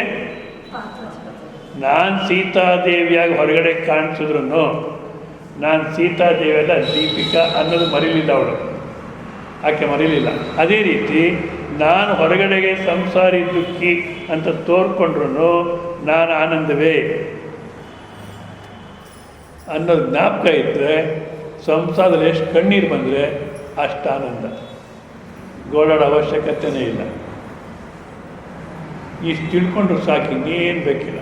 ಆದರೆ ಇಷ್ಟೆಲ್ಲ ಹೇಳಿದ್ರೇನು ಅನಿಸುತ್ತೆ, ಅದು ಏನೋ ಹೇಳ್ತಾರಪ್ಪ ಸ್ವಾಮಿಗಳು, ಇದೇನೋ ಶರೀರ ಇಂದ್ರಿಯ ಬುದ್ಧಿ ಮನಸ್ಸು ಎಲ್ಲ ತೆಗೆದಾಕಿ ಅದೇನೋ ಉಳಿಯುತ್ತೆ ಅಂತಾರೆ. ಯಾಕಪ್ಪ ಅಂದರೆ ಅಂತಃಕರಣ ತಯಾರಾಗಲಿಲ್ಲ. ಅದಕ್ಕೋಸ್ಕರ ಏನು ಮಾಡಬೇಕು ಅಂದರೆ ಭಕ್ತಿಯಿಂದ ಪ್ರಾರಂಭ ಮಾಡ್ತಾರೆ. ಕರ್ಮಾಣಿ ಇದೆ ವೇದಾಂತದಲ್ಲಿ, ಕರ್ಮಾಣಿ ಚಿತ್ತಶುದ್ಧ್ಯರ್ಥಂ ಏಕಾಗ್ರರ್ಥಂ ಉಪಾಸನ ಮೋಕ್ಷಾರ್ಥಂ ಬ್ರಹ್ಮ ವಿಜ್ಞಾನಂ ಇತಿ ವೇದಾಂತ ಡಿಂಡಿಮಃ. ಅಲ್ಲ ಸ್ವಾಮೀಜಿ, ನೀವಾದ್ರೂ ಪರವಾಗಿಲ್ಲ, ಸನ್ಯಾಸಿಗಳು ಅದು ಮಠನೂ ಇಲ್ಲ, ಎಂಥದ್ದು ಇಲ್ಲ, ಆರಾಮಾಗಿ ಇರ್ತೀರ. ಸ್ವಾಮೀಜಿ ಟಿಫನ್ ಅನ್ನು ತಿಂದ್ಬಿಡ್ತೀರ, ಮತ್ತು ಓದ್ತೀರ, ಇಲ್ಲ ನಿದ್ದೆ ಮಾಡ್ತೀರ. ನಮಗೆ ಬೆಳಗ್ಗೆ ಎದ್ದಾಲಿಂದ ರಾತ್ರಿ ಮಲಗೋ ತನಕ ಅದೆಷ್ಟು ಕೆಲಸ ಇರುತ್ತೆ ಅಂದರೆ ಅದು ಈಗಿನ ಕಾಲದಲ್ಲಂತೂ ಟೈಮೇ ಇರೋಲ್ಲ. ನಿಜವಲ್ಲ, ಅಡ್ಜಸ್ಟ್ ಮಾಡ್ಕೊಳ್ಳಲ್ಲ ಜನ, ಯಾಕೆಂದು ಗೊತ್ತಾಗಲ್ಲ. ಯಾವುದೇ ಊರಿಗೋದು ನಾನು ಬೆಳಗ್ಗೆ ಹೊತ್ತು ವಾಕಿಂಗ್ ಹೋಗ್ಬೇಕಾದ್ರೆ ಆ ಕಾಂಪೌಂಡಲ್ಲೇ ಎಲ್ಲಿದ್ದರೂ ಆ ಕಾಂಪೌಂಡಲ್ಲೇ ಮಾಡ್ತಿಲ್ಲ, ಮಾಡಿ ಮೇಲೆ ಓಡಾಡ್ತೀನಿ. ಮೊನ್ನೆ ಒಂದು ತುಮಕೂರಲ್ಲಿಂದು ಸ್ವಲ್ಪ ದಿವಸ ಇದ್ದೆ, ಅಲ್ಲಿ ಬೆಳಿಗ್ಗೆ ಹೊತ್ತು ಹೊರಗಡೆ ಹೋಗ್ಬೇಕಾಗಿ ಬಂತು. ನಿಜವಾಗ್ಲೂ 6:30 7 ಗಂಟೆಗೆ ಹೋದ್ರೆ, 6 ಗಂಟೆಗೆ ಹೊರಟ್ರೆ, ಬೆಳಿಗ್ಗೆ 6 ಗಂಟೆಗೆ ಹೊರಟ್ರೆ ಈ ಟ್ಯೂಷನ್ಗೆ ಹೋಗೋ ಸ್ಟೂಡೆಂಟ್ಸ್ ಆ ಮೋಟ್ರ್ ಬೈಕಲ್ಲಿ ಏನು ಸ್ಪೀಡಾಗಿ ಹೋಗ್ತಾರೆ ಅಂದರೆ ಎಲ್ಲಿ ಹೊಡೆದು ಬಿಡ್ತಾರೋ ಅನಿಸುತ್ತೆ. ಆಮೇಲೆ 7:30 ಆಯ್ತು ಅಂದರೆ ಈ ದೊಡ್ಡವರು ಹುಡುಗರನ್ನ ಸ್ಕೂಲ್ಗೆ ಕಾಲೇಜ್ಗೆ ಬಿಟ್ಟು ಆಮೇಲೆ ಇವರು ಆಫೀಸ್ಗೆ ಹೋಗ್ಬೇಕು. ಏನು ಸ್ಪೀಡಾಗಿ ಹೋಗ್ತಾರೋ. ಇಂಥ ಪರಿಸ್ಥಿತಿನಲ್ಲಿ ಈ ಬೆಳಿಗ್ಗೆ ಟೈಮ್ ಇರಲ್ಲ ನಮಗೆ, ರಾತ್ರಿ ಮಲಗೋ ತನಕ ಟೈಮ್ ಇಲ್ಲ. ಇದರಲ್ಲಿ ನೀವು ಹೇಳತಕ್ಕಂಥದ್ದು ಅರ್ಥ ಆಗಬೇಕು ಎಲ್ಲಾಗುತ್ತೆ, ತಲೆ ತುಂಬ ತುಂಬಿಕೊಂಡಿದ್ದೀವಿ. ಹೋಗ್ಲಿ ಬಿಟ್ಬಿಟ್ಟು ಸನ್ಯಾಸಿಯಾಗಿ ಹೋಗೋಣ ಅಂದರೆ ಅದು ಮನಸ್ಸು ಬರಲ್ಲ, ಹೋದ್ರೂ ಪ್ರಯೋಜನ ಇಲ್ಲ ಈಗಿನ ಕಾಲಕ್ಕೆ. ಯಾಕೆಂದ್ರೆ ಯಾವುದೇ ಆಶ್ರಮದಲ್ಲಿ ಉಪದೇಶ ಇರಲ್ಲ. ಬೆಳಗ್ಗೆ ಎದ್ದಾಲಿಂದ ರಾತ್ರಿ ಮಲಗೋದು ಏನೇನೋ ವ್ಯವಹಾರ ನಡೆಯುತ್ತೆ ಹೊರತು ಹಾಕಿರ್ತಾರೆ ಬೋರ್ಡಲ್ಲಿ ಬ್ರಹ್ಮವಿದ್ಯೆ ಅಂತ, ಇರೋದೇ ಇಲ್ಲ. ಮತ್ತು ಏನು ಮಾಡಬೇಕಂದ್ರೆ ಗೃಹಸ್ಥ ಜೀವನದಲ್ಲಿ ಜೀವನ ಮಾಡ್ತಿರ್ಬೇಕಾದ್ರೇ ಸನ್ಯಾಸಿಯಾಗಿರಬೇಕು, ಸನ್ಯಾಸಿ ಮನಸ್ಸಿರಬೇಕು. ಹೇಗೆ ಸಾಧ್ಯ ಅಂದರೆ ನಿಸ್ಸಂಗತೆಯ ದ್ವಂದ್ವ ಪ್ರಹಾಣ ಪೂರ್ವಕ ಈಶ್ವರ ಆರಾಧನಾರ್ತೆ ಕರ್ಮಯೋಗ ಕರ್ಮಾನುಷ್ಠಾನೇ ಮಾಡು ಸಂಸಾರವನ್ನು. ನಿಸ್ಸಂಗತೆಯ ಎಲ್ಲಿಗೂ ಅಂಟ್ಕೋಬೇಡ. ದ್ವಂದ್ವ ಪ್ರಹಾಣ ಪೂರ್ವಕ ಶೀತ ಉಷ್ಣ ಸುಖ ದುಃಖ ಮಾನ ಅವಮಾನ ಅನ್ನತಕ್ಕಂಥ ದ್ವಂದ್ವಗಳು ಬರಬಾರ್ದು ಮನಸ್ಸಿಗೆ. ಈಶ್ವರ ಆರಾಧನಾರ್ತೆ ಯಾರಿಗೋಸ್ಕರಪ್ಪ ಮಾಡ್ತಾ ಇದ್ದೀನಿ ಕರ್ಮಗಳನ್ನು ಅಂದರೆ ಪರಮಾತ್ಮ ನಿನ್ನ ಸೇವೆ. ಈ ರೀತಿ ಮಾಡಿದ್ರೆ ಅದು ಕರ್ಮಯೋಗ ಆಗುತ್ತೆ. ಭಗವದ್ಗೀತೆಯಲ್ಲಿ ಯಾವ ರೀತಿ ಜೀವನ ಮಾಡಬೇಕಂದ್ರೆ ಸಮತ್ವಂ ಯೋಗ ವಿಚ್ಯತೆ ಅಂತ ಒಂದು ಹೇಳ್ತಾರೆ, ಇನ್ನೊಂದು ಯೋಗ ಕರ್ಮಸು ಕೌಶಲಂ. ಈ ರೀತಿ ಜೀವನ ಮಾಡಬೇಕು. ಇದರಲ್ಲಿ ಯೋಗ ಕರ್ಮಸು ಕೌಶಲ ಮೊದಲು ನೋಡೋಣ. ಯೋಗ ಕರ್ಮಸು ಕೌಶಲ ಮಾಡತಕ್ಕಂಥ ಕೆಲಸಗಳಲ್ಲಿ ಕುಶಲತೆ ಇರಬೇಕು, ಚುರುಕುತನ ಇರಬೇಕು, ಬುದ್ಧಿವಂತ ಕೆಲಸ ಮಾಡಬೇಕು. ಈ ಕೌಶಲ ಮನಕ್ಕೆ ಯಾರೋ ಮಹಾನುಭಾವರು, ಎಂದರೋ ಮಹಾನುಭಾವರು ಅಂದ್ರೆ ದೂರ ಮುಂಚೆ ಒಂದು ಮೊನ್ನೆ ಅವಾರ್ಡ್ ಕೂಡ ಕೊಟ್ಟಿದ್ದಾರೆ ಅವರಿಗೆ. ಯಾವುದೇ ಯುರೋಪಿಯನ್ ಪಾರ್ಲಿಮೆಂಟಲ್ಲಿ ಮಾತಾಡಿದಾನ ಮನುಷ್ಯ, ಏನು ಹೇಳ್ತಾನೆ, ಕೌಶಲಂ ಅಂದರೆ ಯಾವುದನ್ನು ಒಂದನ್ನು ಭಾಳ ಚತುರತೆಯಿಂದ ನೋಡೋದು ಕುಶಲತೆ ಅಂತಾನೆ. ಸುಮ್ಮನೆ ಎಕ್ಸಾಂಪಲ್ ಹೇಳ್ತೀನಿ, ಅವ್ರು ಮಾತಾಡ್ತಾ ಇರಬೇಕಾದ್ರೆ ಯಾವುದನ್ನು ಒಂದನ್ನು ಭಾಳ ಕುಶಲತೆಯಿಂದ ನೋಡತಕ್ಕಂಥದ್ದು ಯೋಗ ಅಂತಾರೆ. ಈಗ ನಿಮ್ಗೆ ಅರ್ಥ ಆಗಲಿ ಅಂತ ಕಲ್ಪನೆ ಮಾಡ್ತೀನಿ. ಪ್ರವಚನ ಮಾಡ್ತಿರ್ಬೇಕಾದ್ರೆ ಯಾವುದೋ ಒಂದು ದೃಶ್ಯವನ್ನು ನೋಡ್ತಾ ಇದ್ದೀನಿ ನಾನು, ಆದರೆ ಆ ದೃಶ್ಯ ನೋಡ್ತಾ ಇದ್ದೀನೋ ಯಾರಿಗೂ ಗೊತ್ತಾಗಿಲ್ಲ. ಇದು ಕುಶಲತೆ. ಈ ಥರ ಮೋಸ ಮಾಡೋದೆಲ್ಲ ಕುಶಲತೆ ಅಲ್ಲ. ಮತ್ತೇನಪ್ಪ ಅಂದರೆ ಶಂಕರಾಚಾರ್ಯ ಹೇಳ್ತಾರಲ್ಲಿ, ಯಾವ ಕರ್ಮ ಅನ್ನತಕ್ಕಂಥದ್ದು ಬಂಧನವನ್ನು ತಗೊಂಬರುತ್ತೆ ನಮಗೆ, ಆ ಕರ್ಮಗಳನ್ನು ಸ್ವಭಾವನ ತಪ್ಪಿಸಿ, ಅಂದರೆ ಬಂಧನಕ್ಕೆ ಹಾಕತಕ್ಕಂಥ ಸ್ವಭಾವನ ತಪ್ಪಿಸಿ ಮೋಕ್ಷಕ್ಕೆ ಸಾಧನೆ ಮಾಡ್ಕೋಬೇಕು. ಅದು ಕುಶಲತೆ. ಕರ್ಮ ಯಾವ ರೀತಿ ಬಂಧನ ಆಗುತ್ತೆ ಅಂದರೆ, ಮಾಡತಕ್ಕಂಥ ಕರ್ಮದಲ್ಲಿ ಕರ್ಮ ಸಮಸ್ಯೆ ಅಲ್ಲ, ಮತ್ತು ನಾನು ಮಾಡ್ತಾ ಇದ್ದೀನಿ ಅಂತ ಕರ್ತೃತ್ವ ಅದು ಸಮಸ್ಯೆ. ಆ ಕರ್ತೃತ್ವದಿಂದ ಆ ಕರ್ಮದಲ್ಲಿರತಕ್ಕ ಪಾಪ ಪುಣ್ಯ ಧರ್ಮ ಅಧರ್ಮ ಅನ್ನತಕ್ಕಂಥದ್ದು ನಮ್ಮ ಲೆಕ್ಕಕ್ಕೆ ಸೇರಿಕೊಳ್ಳುತ್ತೆ, ಬಂಧನವಾಗುತ್ತೆ. ಇವಾಗ ಕರ್ಮ ಮಾಡಬೇಕು, ಅದೇ ಕರ್ತೃತ್ವ ಇಲ್ಲದಿರ ಮಾಡಬೇಕು. ಕರ್ತೃತ್ವ ಇಲ್ಲದಿರ ಮಾಡಬೇಕು. ಹೇಗೆ ಸ್ವಾಮೀಜಿ ಸಾಧ್ಯ? ನಾನು ಮಾಡಿದ್ರೆ ನಾನು ಮಾಡಿದೆ ಅನ್ನತಕ್ಕಂಥ ಅಭಿಮಾನ ಬರುತ್ತೆ. ಆ ಕರ್ತೃತ್ವ ಇಲ್ಲದಿರ ಅಭಿಮಾನ ಇಲ್ಲದಿರ ಹೇಗೆ ಮಾಡೋದು ಅಂದರೆ, ನೋಡಿ, ನೀವು ಶ್ರವಣ ಮಾಡ್ತಾ ಕೂತಿದ್ದೀರ, ಹೌದಾ? ನಿಜವಾಗಿ ನೀವು ಶ್ರವಣ ಮಾಡ್ತಾ ಕೂತಿದ್ದೀರೋ ಅಥವಾ ಸ್ವಾಮಿ ನಿಮ್ಮನ್ನು ಕೂಡ್ಸ್ಯಾರೋ, ಶ್ರವಣ ಹೇಳ್ತಾ ನಿಮ್ಮನ್ನು ಕೂಡ್ಸ್ಯಾರೋ? ಹೇಳಿ ನೋಡೋಣ. ನೀವು ಶ್ರವಣ ಮಾಡ್ತಾ ಕೂತಿದ್ದೀರೋ ಅಥವಾ ಸ್ವಾಮಿಗಳು ನಿಮಗೆ ಶ್ರವಣ ಹೇಳ್ತಾ ಕೂಡ್ಸ್ಯಾರೋ? ಇವಾಗ ಸ್ವಾಮಿಗಳು ನಿಲ್ಲಿಸ್ಬಿಟ್ರು ಅಂತ ಇಟ್ಕೊಂಡು, ನಿಲ್ಲಿಸ್ಬಿಟ್ಟು 2 ನಿಮಿಷ ಸುಮ್ಮನೆ ಕೂತ್ಕೊಂಡ್ರು, ಅವಾಗೇನು ಮಾಡ್ತೀರ? ಎಲ್ಲ ಮಾತಾಡೋಕ್ಕೆ ಶುರು ಮಾಡ್ತಾರೆ, ಇಲ್ಲಾಂದ್ರೆ ಎದ್ದು ಹೋಗ್ಬಿಡ್ತಾರೆ, ಹೌದಲ್ಲ? ಮಾತಾಡ್ತೀರ, ಅದ ಕಾರಣ ನಾವು ಕೂತಿದ್ದೀವಿ.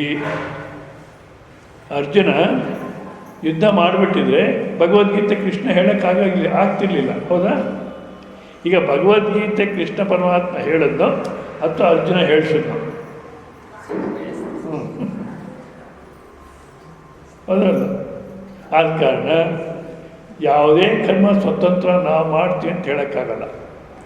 ಆ ಕರ್ಮದಲ್ಲಿ ಭಾಳಷ್ಟು ಪದಾರ್ಥಗಳು ಸೇರಿರುತ್ತೆ, ಭಾಳಷ್ಟು ಬೇರೆಯವರ ಸಹಾಯನೂ ಇರುತ್ತೆ. ಅದರಲ್ಲಿ ಕೇವಲ ನನ್ನ ಶರೀರದಿಂದಲೇ, ನನ್ನ ಶರೀರ ಕದಲಿಕೆ ಎಷ್ಟಿತ್ತೋ ಅಷ್ಟಿಂದಲೇ ಕರ್ಮ ಆಗಿದೆ ಅಂತ ಹೇಳಲಿಕ್ಕೆ ಸಾಧ್ಯವಿಲ್ಲ. ಇದರಲ್ಲಿ ಭಾಳಷ್ಟು ಜನ ಹೇಳಿರ್ತೀನಿ ನಾನು.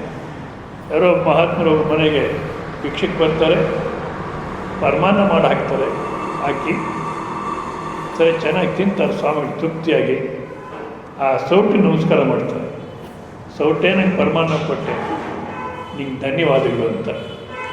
ಸೌಟ್ ಹೇಳುತ್ತೆ, ನಂಗೆ ಅಯೋಗ್ಯತೆ ಇಲ್ಲ, ನಾನು ಹಿಡಿದು ಆಡುತ್ತಾಳ ಮಹಾತಾಯಿ, ಆಕೆ ನಮಸ್ಕಾರ ಮಾಡಿ. ಆಕೆ ನಮಸ್ಕಾರ, ಆಕೆ ಹೇಳ್ತಾಳೆ ನನಗೂ ಅಯೋಗ್ಯತೆ ಇಲ್ಲ, ನಮ್ಮ ಯಜಮಾನಿಗೆ ಹೇಳಿದೆ ಈ ಥರ ಸ್ವಾಮೀಜಿ ಕೈ ಭಿಕ್ಷಾ ಕೊಡ್ತೀನಿ ಅಂತ. ಎಸ್ ಅಂತ ಒಪ್ಕೊಂಡ್ರು. ಯಾಕೆಂದರೆ ಈಗಿನ ಕಾಲಕ್ಕೆ ಇಂಥವಕ್ಕೆಲ್ಲ ವಿರೋಧ ಮಾಡಿದ್ರೆ ಅವ್ರು ಭಾಳ ಬುದ್ಧಿವಂತರು ಅಂತ. ಅದೇನು ನೀನು ಹೋಗಿ ಕೇಳ್ಕೊಂಬ, ನಂಗೆ ಅವೆಲ್ಲ ಸರಿ ಹೋಗಲ್ಲ, ನಾನೆಲ್ಲ ಲೇಟೆಸ್ಟ್ ಪ್ರೋಗ್ರೆಸಿವ್, ಯಾವುದು ಪ್ರಗತಿಪರ ಚಿಂತಕ ನಾನು. ಸರಿ, ಆ ಥರ ಅಂದಿರ ಆಯಿತು ಅಂತ ಒಪ್ಕೊಂಡ್ರು. ಬೇಕಾದ ಸಾಮಾನೆಲ್ಲ ತಂದು ಕೊಟ್ಟರು. ಅದಕ್ಕೋಸ್ಕರ ಅವ್ರಿಗೆ ನಮಸ್ಕಾರ ಮಾಡಿ, ಯಜಮಾನಿಗೆ ನಮಸ್ಕಾರ ಮಾಡಿ. ಅವರಿಂದ ನೀವು ಪಾಯಸ ತಿಂದ್ರಿ, ಅವ್ರಿಗೆ ನಮಸ್ಕಾರ. ಅವ್ರು ಹೇಳ್ತಾರೆ ನನಗೂ ಅಯೋಗ್ಯತೆ ಇಲ್ಲ, ಅಂಗಡಿಯನ್ನು ಪಾಯಸ ಮಾಡೋಕ್ಕೆ ಬೇಕಾದಂಥ ಬೆಲ್ಲ ಕೊಬ್ಬರಿ ಎಲ್ಲ ಅವ್ರ ಅಂಗಡಿಯಲ್ಲಿ ಸಿಕ್ತು, ಅದಕ್ಕೋಸ್ಕರ ಮಾಡಿದೆ, ನೀವು ಅಂಗಡಿಯನ್ನು ನಮಸ್ಕಾರ ಮಾಡಿ. ಹೌದಲ್ಲ? ಆ ಊರಲ್ಲಿ ಏನು ಸಿಗಲೇ ಇಲ್ಲ, ಕೊಬ್ಬರಿ ಬೆಲ್ಲ ಸಿಕ್ಕಲಿಲ್ಲ, ಬರೀ ಮೆಣಸಿನ್ಕಾಯಿ ಉಪ್ಪು ಇದೆ, ಮಾಡು ಪಾಯಸ ನೋಡೋಣ. ಅಂಗಡಿಯವನು ಹೇಳ್ತಾನೆ ನನಗೂ ಅಯೋಗ್ಯತೆ ಇಲ್ಲ, ರೈತ ಬೆಳೆ ಬೆಳೆದ, ಆದ ಕಾರಣ ನಾನು ಮಾಡಲಿಕ್ಕಾಯ್ತು, ರೈತನಿಗೆ ನಮಸ್ಕಾರ ಮಾಡಿ. ರೈತನಿಗೆ ನಮಸ್ಕಾರ ಮಾಡಿ. ಅವನು ಹೇಳ್ತಾನೆ ನಾನಲ್ಲ, ಪೃಥ್ವಿ ಮಾತೆ ಬೆಳೆ ಕೊಟ್ಟರು, ಪೃಥ್ವಿ ಮಾತೆ ನಮಸ್ಕಾರ ಮಾಡಿ. ಪೃಥ್ವಿ ಹೇಳುತ್ತೆ ನನಗೂ ಅಯೋಗ್ಯತೆ ಇಲ್ಲ, ನಾನಿರೋದೇ ನೀರಲ್ಲಿ, ನಮ್ಮ ಕಾಲಕ್ಕೆ ಮಳೆ ಬಂದರೆ ನಾನು ಬೆಳೆ ಬೆಳೆಯೋಕ್ಕೆ ಸಾಧ್ಯ ಇಲ್ಲ, ನನ್ನಿಂದ ಏನಾಗುತ್ತೆ? ಅದಕ್ಕೋಸ್ಕರ ನೀರಿಗೆ ನಮಸ್ಕಾರ ಮಾಡಿ. ನೀರಿಗೆ ನಮಸ್ಕಾರ ಅದು ಹೇಳುತ್ತೆ ಇಲ್ಲ ನಾನು ಬಂದಿದ್ದೆ ಅಗ್ನಿಯಿಂದ, ನಾನು ಇರೋದಕ್ಕೇನೋ ಅಗ್ನಿದೆ, ನೀವು ಅಗ್ನಿ ನಮಸ್ಕಾರ ಮಾಡಿ. ಅಗ್ನಿ ನಮಸ್ಕಾರ ಮಾಡೋದು ಅದು ಹೇಳುತ್ತೆ ಇಲ್ಲ ನಾನು ಬಂದದ್ದು ವಾಯುವಿಂದ, ನಾನು ಇರೋದಕ್ಕೇನೆ ವಾಯು, ನಾನು ತಿರುಗೋದನ್ನು ಗಾಳಿ ಇದ್ರೇ ಪ್ರಜ್ವಲಿಸೋಕ್ಕೆ ಸಾಧ್ಯ. ಆದ ಕಾರಣ ನೀವು ಗಾಳಿಗೆ ನಮಸ್ಕಾರ ಮಾಡಿ. ಅದಕ್ಕೆ ಮಾಡಿದ್ರೆ ಇಲ್ಲ ನಾನು ಬಂದಿದ್ದೆ ಆಕಾಶದಿಂದ, ನಾನು ತಿರುಗೋದು ಆಕಾಶದಲ್ಲೇ, ಆಕಾಶ ಇಲ್ಲದೆ ನಾನು ಇರುವಿಕೆನೇ ಇಲ್ಲ, ಅದಕ್ಕೆ ಆಕಾಶಕ್ಕೆ ನಮಸ್ಕಾರ ಮಾಡಿ. ಆಕಾಶಕ್ಕೆ ನಮಸ್ಕಾರ ಮಾಡಿ. ಇಲ್ಲ ನಾನು ಬಂದಿದ್ದ ಪರಮಾತ್ಮ ಸ್ವರೂಪದಿಂದ, ನನ್ನ ಇದಕ್ಕೇನು ಪರಮಾತ್ಮ ಸ್ವರೂಪನೇ. ಆದ ಕಾರಣ ನೀವು ಪರಮಾತ್ಮ ನಮಸ್ಕಾರ ಮಾಡಿ. ಇವಾಗ ಪಾಯಸ ಮಾಡೋದ್ರಲ್ಲಿ ಇವೆಲ್ಲ ಇದ್ದಾರೋ ಇಲ್ಲ, ಇವರೆಲ್ಲರೂ ಬಿಟ್ಬಿಟ್ಟು ನಾನೇ ಮಾಡಿದೆ, ನಾನೇ ಬೇಯಿಸ್ಬೇಕು, ಈ ಮನೆಗೆ ಯಾರು ಹಚ್ಕೊಳ್ಳೋದೇ ಇಲ್ಲ, ನಾನೇ ಬೇಯಿಸ್ಬೇಕು ಅಂದರೆ ಆ ಸ್ಟವ್ಗೆ ಕುಕ್ಕರ್ಗೆ ಮಾತಾಡೋದು ಬರಲ್ಲ. ಒಂದು ವೇಳೆ ಬಂದಿದ್ದರೆ ನಾನೇ ಬೇಯಿಸ್ಬೇಕು ಅಂದಾಗ ಆ ಕುಕ್ಕರ್ ಏನು ಹೇಳೋದು, ಒಲೆ ಮೇಲೆ ಕೂತ್ಕೊಂಡು ಬೇಯಿಸೋದು ನಾನು, ನಾನು ಬೇಯಿಸ್ಬೇಕು ಅಂತೀಯ. ಇವತ್ತು ನೀನು ಕೂತ್ಕೋ ಸ್ಟವ್ ಮೇಲೆ, ನಾನು ಹೋಗೋದಿಲ್ಲ ಸ್ಟವ್ ಮೇಲೆ ಅಂದಿದ್ರೆ ಏನು ಮಾಡ್ತಿದ್ವಿ? ಏನು ಬೇಡ, ಆ ಬಂದಿರುತ್ತಲ್ಲ ವಿಷಲ್ ಬರೋದು ಅದೆಲ್ಲ ಸಿಕ್ಕಲಿಲ್ಲ. ಇವಾಗ ಮಾಡಿ ನೋಡೋಣ, ಹೇಗೆ ಮಾಡಬೇಕು ಗೊತ್ತೇ ಇಲ್ಲ. ಹಿಂದಿನ ಕಾಲಕ್ಕೆ ಮನೆಗಳಲ್ಲಿ ಮಾಡೋರು, ಇವಾಗ ಹೇಗೆ ಮಾಡಬೇಕು ಗೊತ್ತೇ ಇಲ್ಲ. ನೋಡಿದ್ರೆ ನನ್ನಿಂದಲೇ ಆಗ್ತಾ ಇಲ್ಲ. ನಾವು ಕೆಲಸ ಮಾಡ್ತಾಯಿದ್ರೆ ಇಡೀ ಅಸ್ತಿತ್ವನೇ ಕೆಲಸ ಮಾಡುತ್ತೆ. ಇವತ್ತು ಈ ಪ್ರವಚನ ಹೇಳ್ತಾ ಇದ್ದೀವಿ ಅಂದರೆ, ಈ ಮಂದಿರ ಕಟ್ಟಬೇಕಾದ್ರೆ ಎಷ್ಟು ಜನ ಪ್ರಯತ್ನ ಮಾಡಿರ್ತಾರೆ, ಎಷ್ಟು ಜನ ಡೊನೇಷನ್ ಕೊಟ್ಟಿರ್ತಾರೆ, ಹೌದಲ್ಲ? ಮತ್ತು ಈ ಪ್ರವಚನ ವ್ಯವಸ್ಥೆ ಮಾಡಬೇಕಾದ್ರೆ ಯಾರ್ಯಾರು ಪ್ರಯತ್ನ ಪಟ್ಟಿಯಾರೋ ಇವರೆಲ್ಲ ಕೆಲಸ ಮಾಡಿದ್ರಿಂದ ನಾವು ಕೂತ್ಕೊಂಡು ಹೇಳೋಕ್ಕೆ ಕೇಳೋಕ್ಕೆ ಸಾಧ್ಯವಾಗಿದೆ. ಆಗಲಿ ಅವರೆಲ್ಲರೂ ಬಿಟ್ಬಿಟ್ಟು ನಾನು ಇಷ್ಟೆಲ್ಲ ಬೇಡ, ಇಷ್ಟೆಲ್ಲ ಮಾತಾಡ್ತಿದ್ದೀನಿ ನಾವು ಕೆಲಸ ಬದುಕು ಎಲ್ಲ ಬಿಟ್ಟು ಆ ಋಷಿಕೇಶ್ಗೆ ಹೋದಾಗ ಅಲ್ಲಿ ಮಹಾತ್ಮರು ಏನು ಫೀಸ್ ಕೊಡ್ತೀಯ? ವಿದ್ಯಾನಂದಗಿರಿ ಅಂತೊಬ್ಬರು, ನಿಜವಾದ ಎಂಥ ಸಂಪ್ರದಾಯ ನಮ್ಮದು, ಆ ದುಡ್ಡಿನ ಪ್ರಶ್ನೆನೇ ಬರಲ್ಲ ಇಲ್ಲಿ. ವಿದ್ಯಾನಂದಗಿರಿ ಅನ್ನೋರು ಅವ್ರ ಹತ್ರ ಅವ್ರ ಮೊದಲು ನಾನು ಋಷಿಕೇಶಲ್ಲಿ ಈ ಥರ ಸನ್ಯಾಸಿಯಾಗಿ ಇಲ್ಲೇ ಅಧ್ಯಯನ ಮಾಡ್ಕೊಂಡು ಇರಬೇಕು ಅಂತ ಬಂದಿದ್ದೀನಿ ಅಂತೇಳಿದ್ರೆ ಅವರಂದರು ಬಹುತ್ ಬಡಿಯ ಬಾತಾಯ್, ಭಾಳ ಉನ್ನತವಾದಂಥ ಮಾತು, ಸಂತೋಷ, ಇರು, ನೀನು ಸುಸ್ತಾಗೋ ತನಕ ಹೇಳ್ಕೊಡ್ತೀವಿ. ಅಪ್ಪ ತಗ್ಜಾಗಿ ಎಷ್ಟು ವಿದ್ಯೆ ಹೇಳ್ಕೊಡ್ತೀವಿ ಅಂದರೆ ನೀನು ಸುಸ್ತಾಗ್ಬಿಡ್ತೇವೆ ಓದಿ ಓದಿ, ಇರು. ಏನು ಫೀಸ್ ಕೊಡಬೇಕು? ಆ ಪ್ರಶ್ನೆನೇ ಇಲ್ಲ.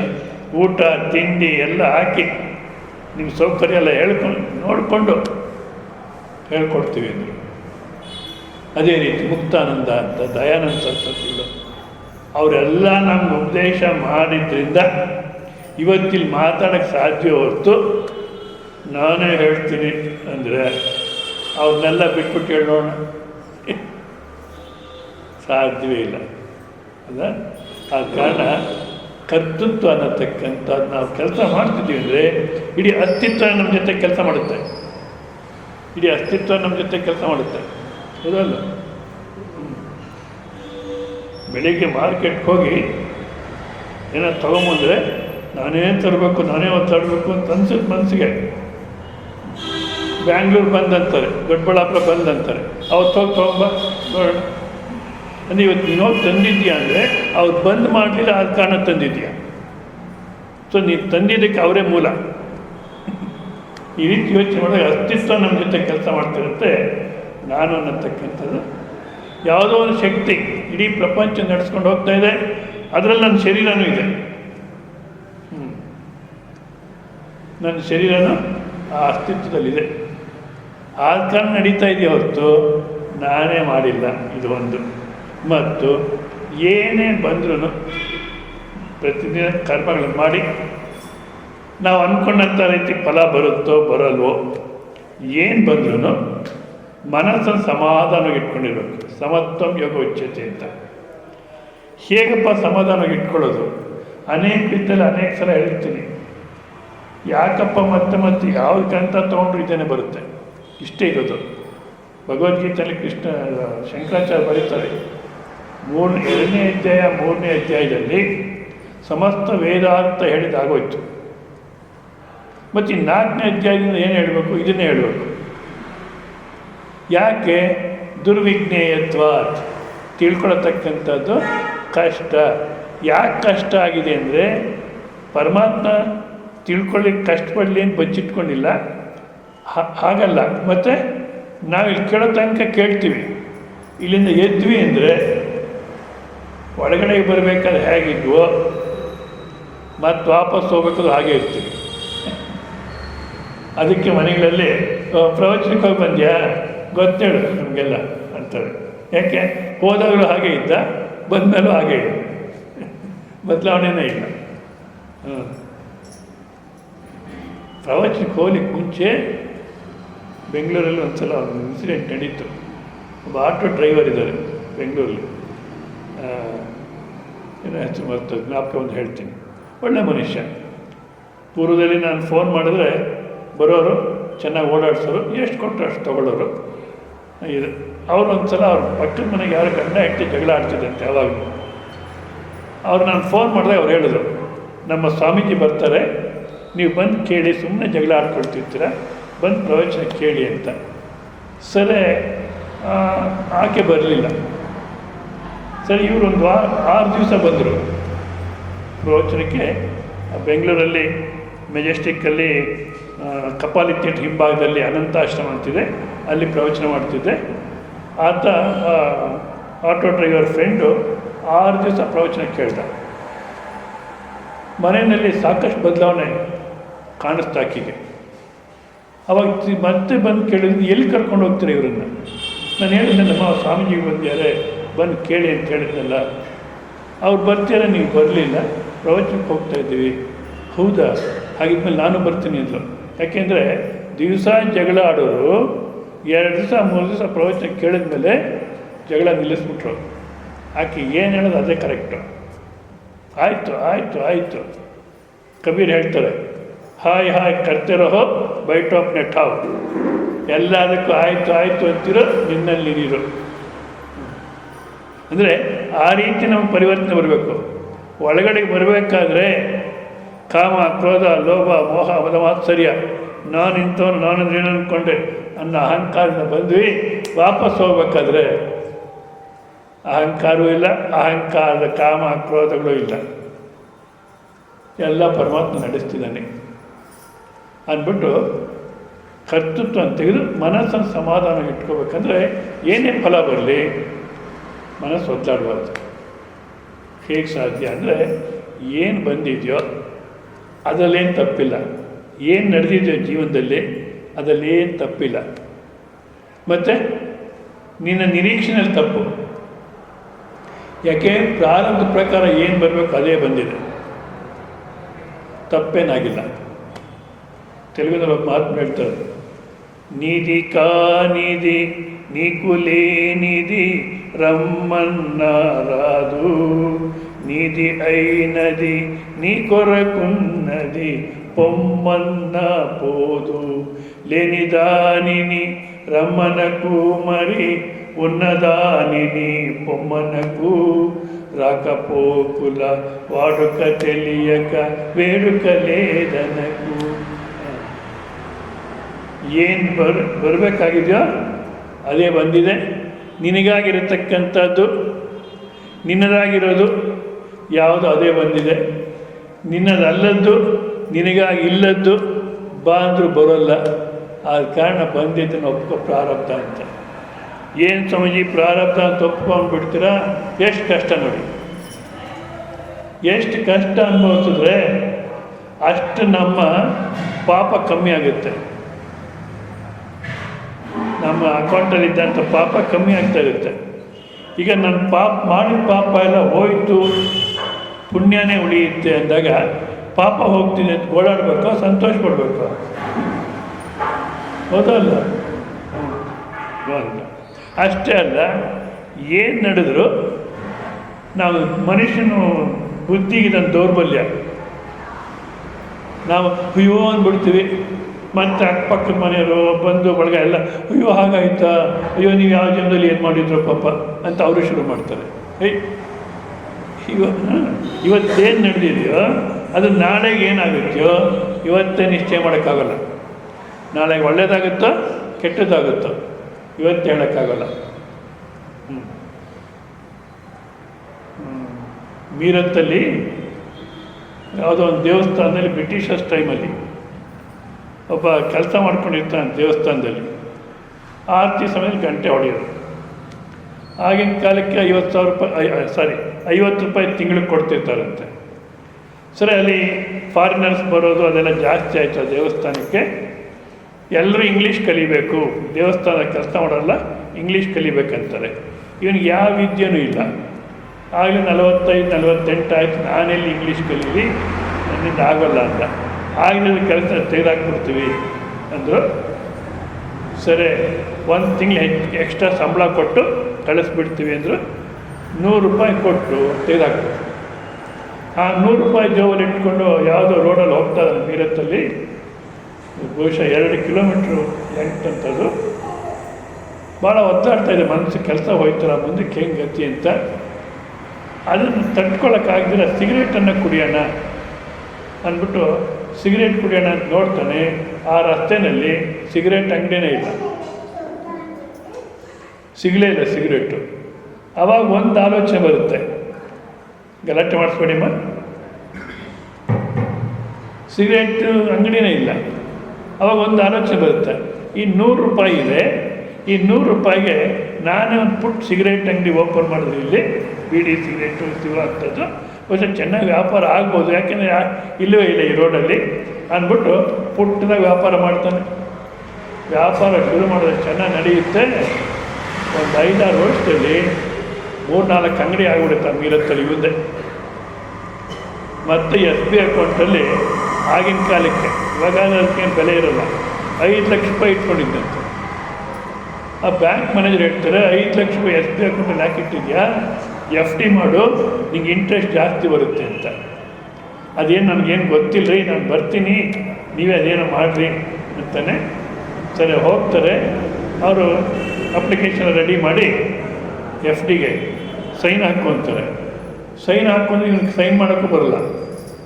ಹೆಬ್ಬೆಟ್ ಹಾಕ್ತೆ, ನಿಂಗೆ ಸೈನ್ ಮಾಡೋಕ್ಕೂ ಬರಲ್ಲ. ಇಲ್ಲ, ನಾನು ಓದೇ ಇಲ್ಲ. ಏನು ವಿದ್ಯೆ ಇಲ್ಲದಿರ ಇಷ್ಟೊಂದು ಸಂಪಾದಿಸಿದ್ಯಾ ಅಂದರೆ, ವಿದ್ಯೆ ಇದ್ದಿದ್ರೆ ಇನ್ನೆಷ್ಟು ಸಂಪಾದಿಸ್ತಿದ್ದೋ, ಎಷ್ಟು ಸಾಹುಕಾರ ಆಗ್ತಿದ್ದೋ ಅಂದರೆ, ಅವನು ಹೇಳ್ತಾನೆ, ವಿದ್ಯೆ ಇದ್ದಿದ್ರೆ ₹50 ಕೆಲಸದಲ್ಲೇ ಇರ್ತಿದ್ದೆ. ಹೌದಲ್ಲ? ಅಂದರೆ ನಮ್ಮ ಜೀವನದಲ್ಲಿ ಯಾವ ರೀತಿ ಪರಿವರ್ತನೆ ಆಗುತ್ತೆ. ಇವಾಗ ಲೇಟೆಸ್ಟ್ ಇದಲ್ಲ ಮೋದಿ, ನಾರ್ಮಲಾಗಿ ಎಲ್ಲರಂತೆ ಜೀವನ ಮಾಡೋಕ್ಕೂ ಆಗಲಿಲ್ಲ ಮನುಷ್ಯನಿಗೆ. ಸೂಸೈಡ್ ಮಾಡ್ಕೊಳ್ಳೋಕ್ಕೂ ಪ್ರಯತ್ನ ಮಾಡಿದ್ರು, ಅದು ಆಗಲಿಲ್ಲ. ಮತ್ತು ಮದುವೆ ಮಾಡಿದ್ರೆ ಹೆಂಡತಿ ಜೊತೆ ಜೀವನ ಮಾಡೋಕ್ಕೂ ಆಗಲಿಲ್ಲ. ಎಲ್ಲ RSS ಅಂತ ಆಶ್ರಮ ಅಲ್ಲಿ ಇಲ್ಲಿ ತಿಳ್ಕೊಂಡಿದ್ರು ಬೇಕಾರಾಗಿ. ಇವತ್ತಿನ ದಿವಸ ಅವ್ರು ಹೇಳಿದ್ದೆ ಮಾತು, ಅವ್ರು ಬಿಟ್ಟರೆ ಇನ್ನು ಭಾರತ ದೇಶಕ್ಕೆ ರಕ್ಷಣೆನೇ ಇಲ್ಲ. ಅಂದರೆ ನಮ್ಮ ಜೀವನದಲ್ಲಿ ಏನೇನಾಗುತ್ತೋ ಅದಕ್ಕೋಸ್ಕರ ಇವತ್ತೇನು ಬಂದಿದೆಯೋ ಆಗತ್ತೇ ಸ್ವಾಗತಂ ಕುರಿಯಾತ್, ಬಂದಿದ್ದನ್ನು ಒಪ್ಕೊ. ನಾಳೆಗೆ ಏನಾಗುತ್ತೋ ಇವತ್ತೇ ಗೋಳಾಡಬೇಡ. ಅಷ್ಟೇ ಅಲ್ಲ, ಏನು ಬಂದಿದೆಯೋ ಅದರಲ್ಲಿ ಅನುಕೂಲವಾದ್ದು ಇರುತ್ತೆ, ಅನಾನುಕೂಲ ಇರುತ್ತೆ. ಸಂಪೂರ್ಣವಾಗಿ ಅನಾನುಕೂಲ, ಸಂಪೂರ್ಣವಾಗಿ ಅನುಕೂಲ ಈ ಥರ ಇರೋಲ್ಲ. ಅನುಕೂಲನೂ ಇರುತ್ತೆ, ಅನಾನುಕೂಲನೂ ಇರುತ್ತೆ. ಅದನ್ನೇ ನೋಡು, ಅನುಕೂಲವಾದ್ದನ್ನೇ ನೋಡು, ಪ್ಲಸ್ ಪಾಯಿಂಟ್ ನೋಡು, ಮನಸ್ಸು ಒದ್ದಾಡೋದು, ಸಮಾಧಾನವಿರುತ್ತೆ. ಏನು ಸ್ವಾಮೀಜಿ ಅನುಕೂಲ? ಯಾರೋ ಒಬ್ರು ಕೇಳಿದ್ರು, ಏನು ಅನುಕೂಲ? ಬೆಂಗಳೂರಲ್ಲಿ ಹೇಳ್ದೆ ನಾನು ಈ ಥರ, ಅವ್ರಿಗೆ ಕೋಪ ಬಂತು, ಮತ್ತು ನಮ್ಮ ರೂಮಿಗೆ ಬಂದರು. ಏನು ಅನುಕೂಲ ಇರುತ್ತೆ? ನನ್ನ ಪರಿಸ್ಥಿತಿ ನೋಡಿ, ಇಲ್ಲೇನು ಪ್ಲಸ್ ಪಾಯಿಂಟ್ ಇದೆ. ನಮ್ಮ ಶ್ರೀಮಂತರು ಹೋಗ್ಬಿಟ್ರು, ಅವ್ರು ಬ್ಯಾಂಕಲ್ಲಿ ಕೆಲಸದಲ್ಲಿದ್ದರು, ಅವ್ರ ಸಂಬಳ ನಿಂತೋಯ್ತು. ಇವಾಗ ಮನೆಗೆ ನಾನೇ ಕೆಲಸ ಮಾಡಬೇಕು, 2 ಮಕ್ಕಳನ್ನ ನೋಡ್ಕೋಬೇಕು, 2 ಸಂಬಳದಲ್ಲಿ ನಡೆಯತಕ್ಕಂಥ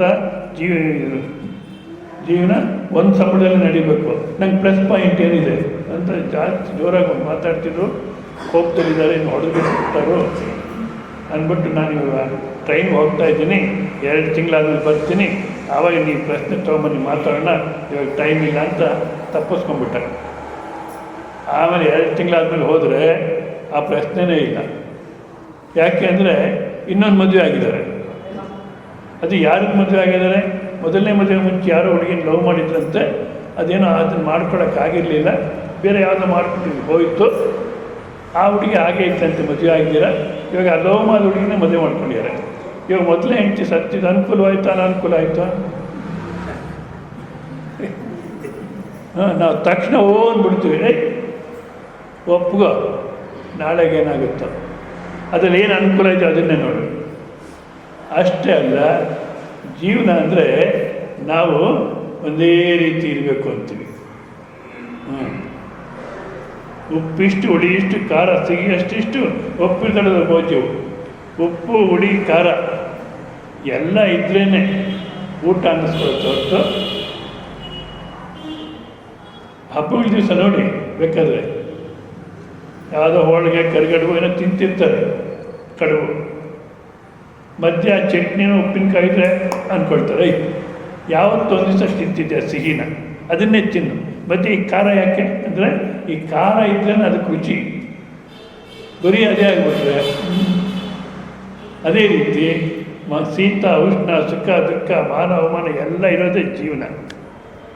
ಏನು ಇಲ್ದಿರೋ ಒಂದೇ ಥರ ಇರಬೇಕಂದ್ರೆ ಗೃಹಿಣಿ ಗೃಹ ಮುಚ್ಚತೆ. ಮತ್ತು ಗೃಹಿಣಿಯನ್ನು ನೋಡಿ ಗೃಹ ಅಂತಾರೆ.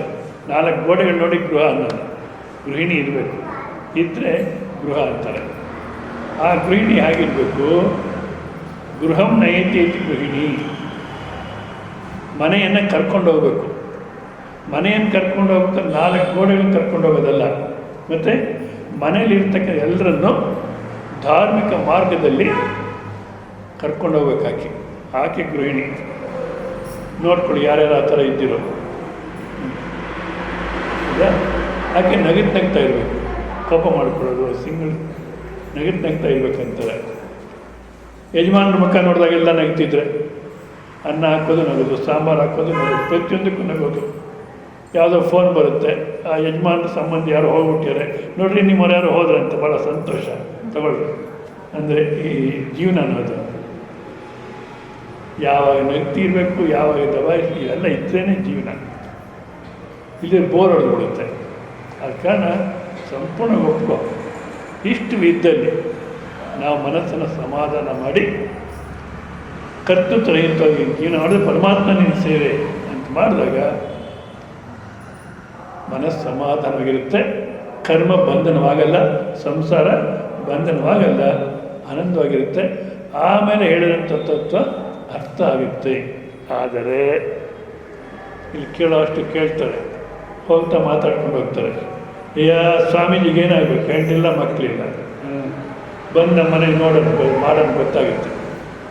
ಬರೋದಿಲ್ಲ ಒಳಗಡೆ ಗಲಾಟೆ ಅಂತ ಹೊಟ್ಟೋಗ್ತಾರೆ. ಬಂದು ಮಾಡೋದು ಗೊತ್ತಾಗುತ್ತೆ. ಯಾಕೆಂದರೆ ಮನಸ್ಸು ಭಾಳ ಚಂಚಲ. ಆ ಚಂಚಲವಾದ ಮನಸ್ಸು ನಾವು ಏನೇ ಉನ್ನತವಾಗಿ ಕೇಳಿದ್ರೂ ತೆಗೆದಾಕ್ಬಿಡುತ್ತೆ, ಮತ್ತು ಮಾಮೂಲಾಗಿ ಇರುತ್ತೆ. ಆ ಚಂಚಲವಾದಂಥ ಮನಸ್ಸನ್ನು ಯಾವ ರೀತಿ ನಾವು ಈ ಮಾರ್ಗಕ್ಕೆ ತಯಾರು ಮಾಡಬೇಕು ಅನ್ನತಕ್ಕಂಥದ್ದನ್ನು ಕರ್ಮಾಣಿ ಚಿತ್ತಶುದ್ಧಿಯರ್ಥಂ ಏಕಾಗ್ರತ್ವ ಉಪಾಸನ ಅಂತಾರೆ. ಆ ಉಪಾಸನೆಗಳು ಯಾವ ರೀತಿ ಅಂತಕ್ಕಂಥ ನಾವು ನಾಳೆ ದಿವಸ ನೋಡೋಣ. ಇಲ್ಲಿ 6:30ಗೆ ಇಲ್ಲಿ ಸೇರೋಣ. 6:30ಯಿಂದ 7 ಗಂಟೆ ತನಕ ಭಜನೆ ನಡೆಯುತ್ತೆ. ನಂತರ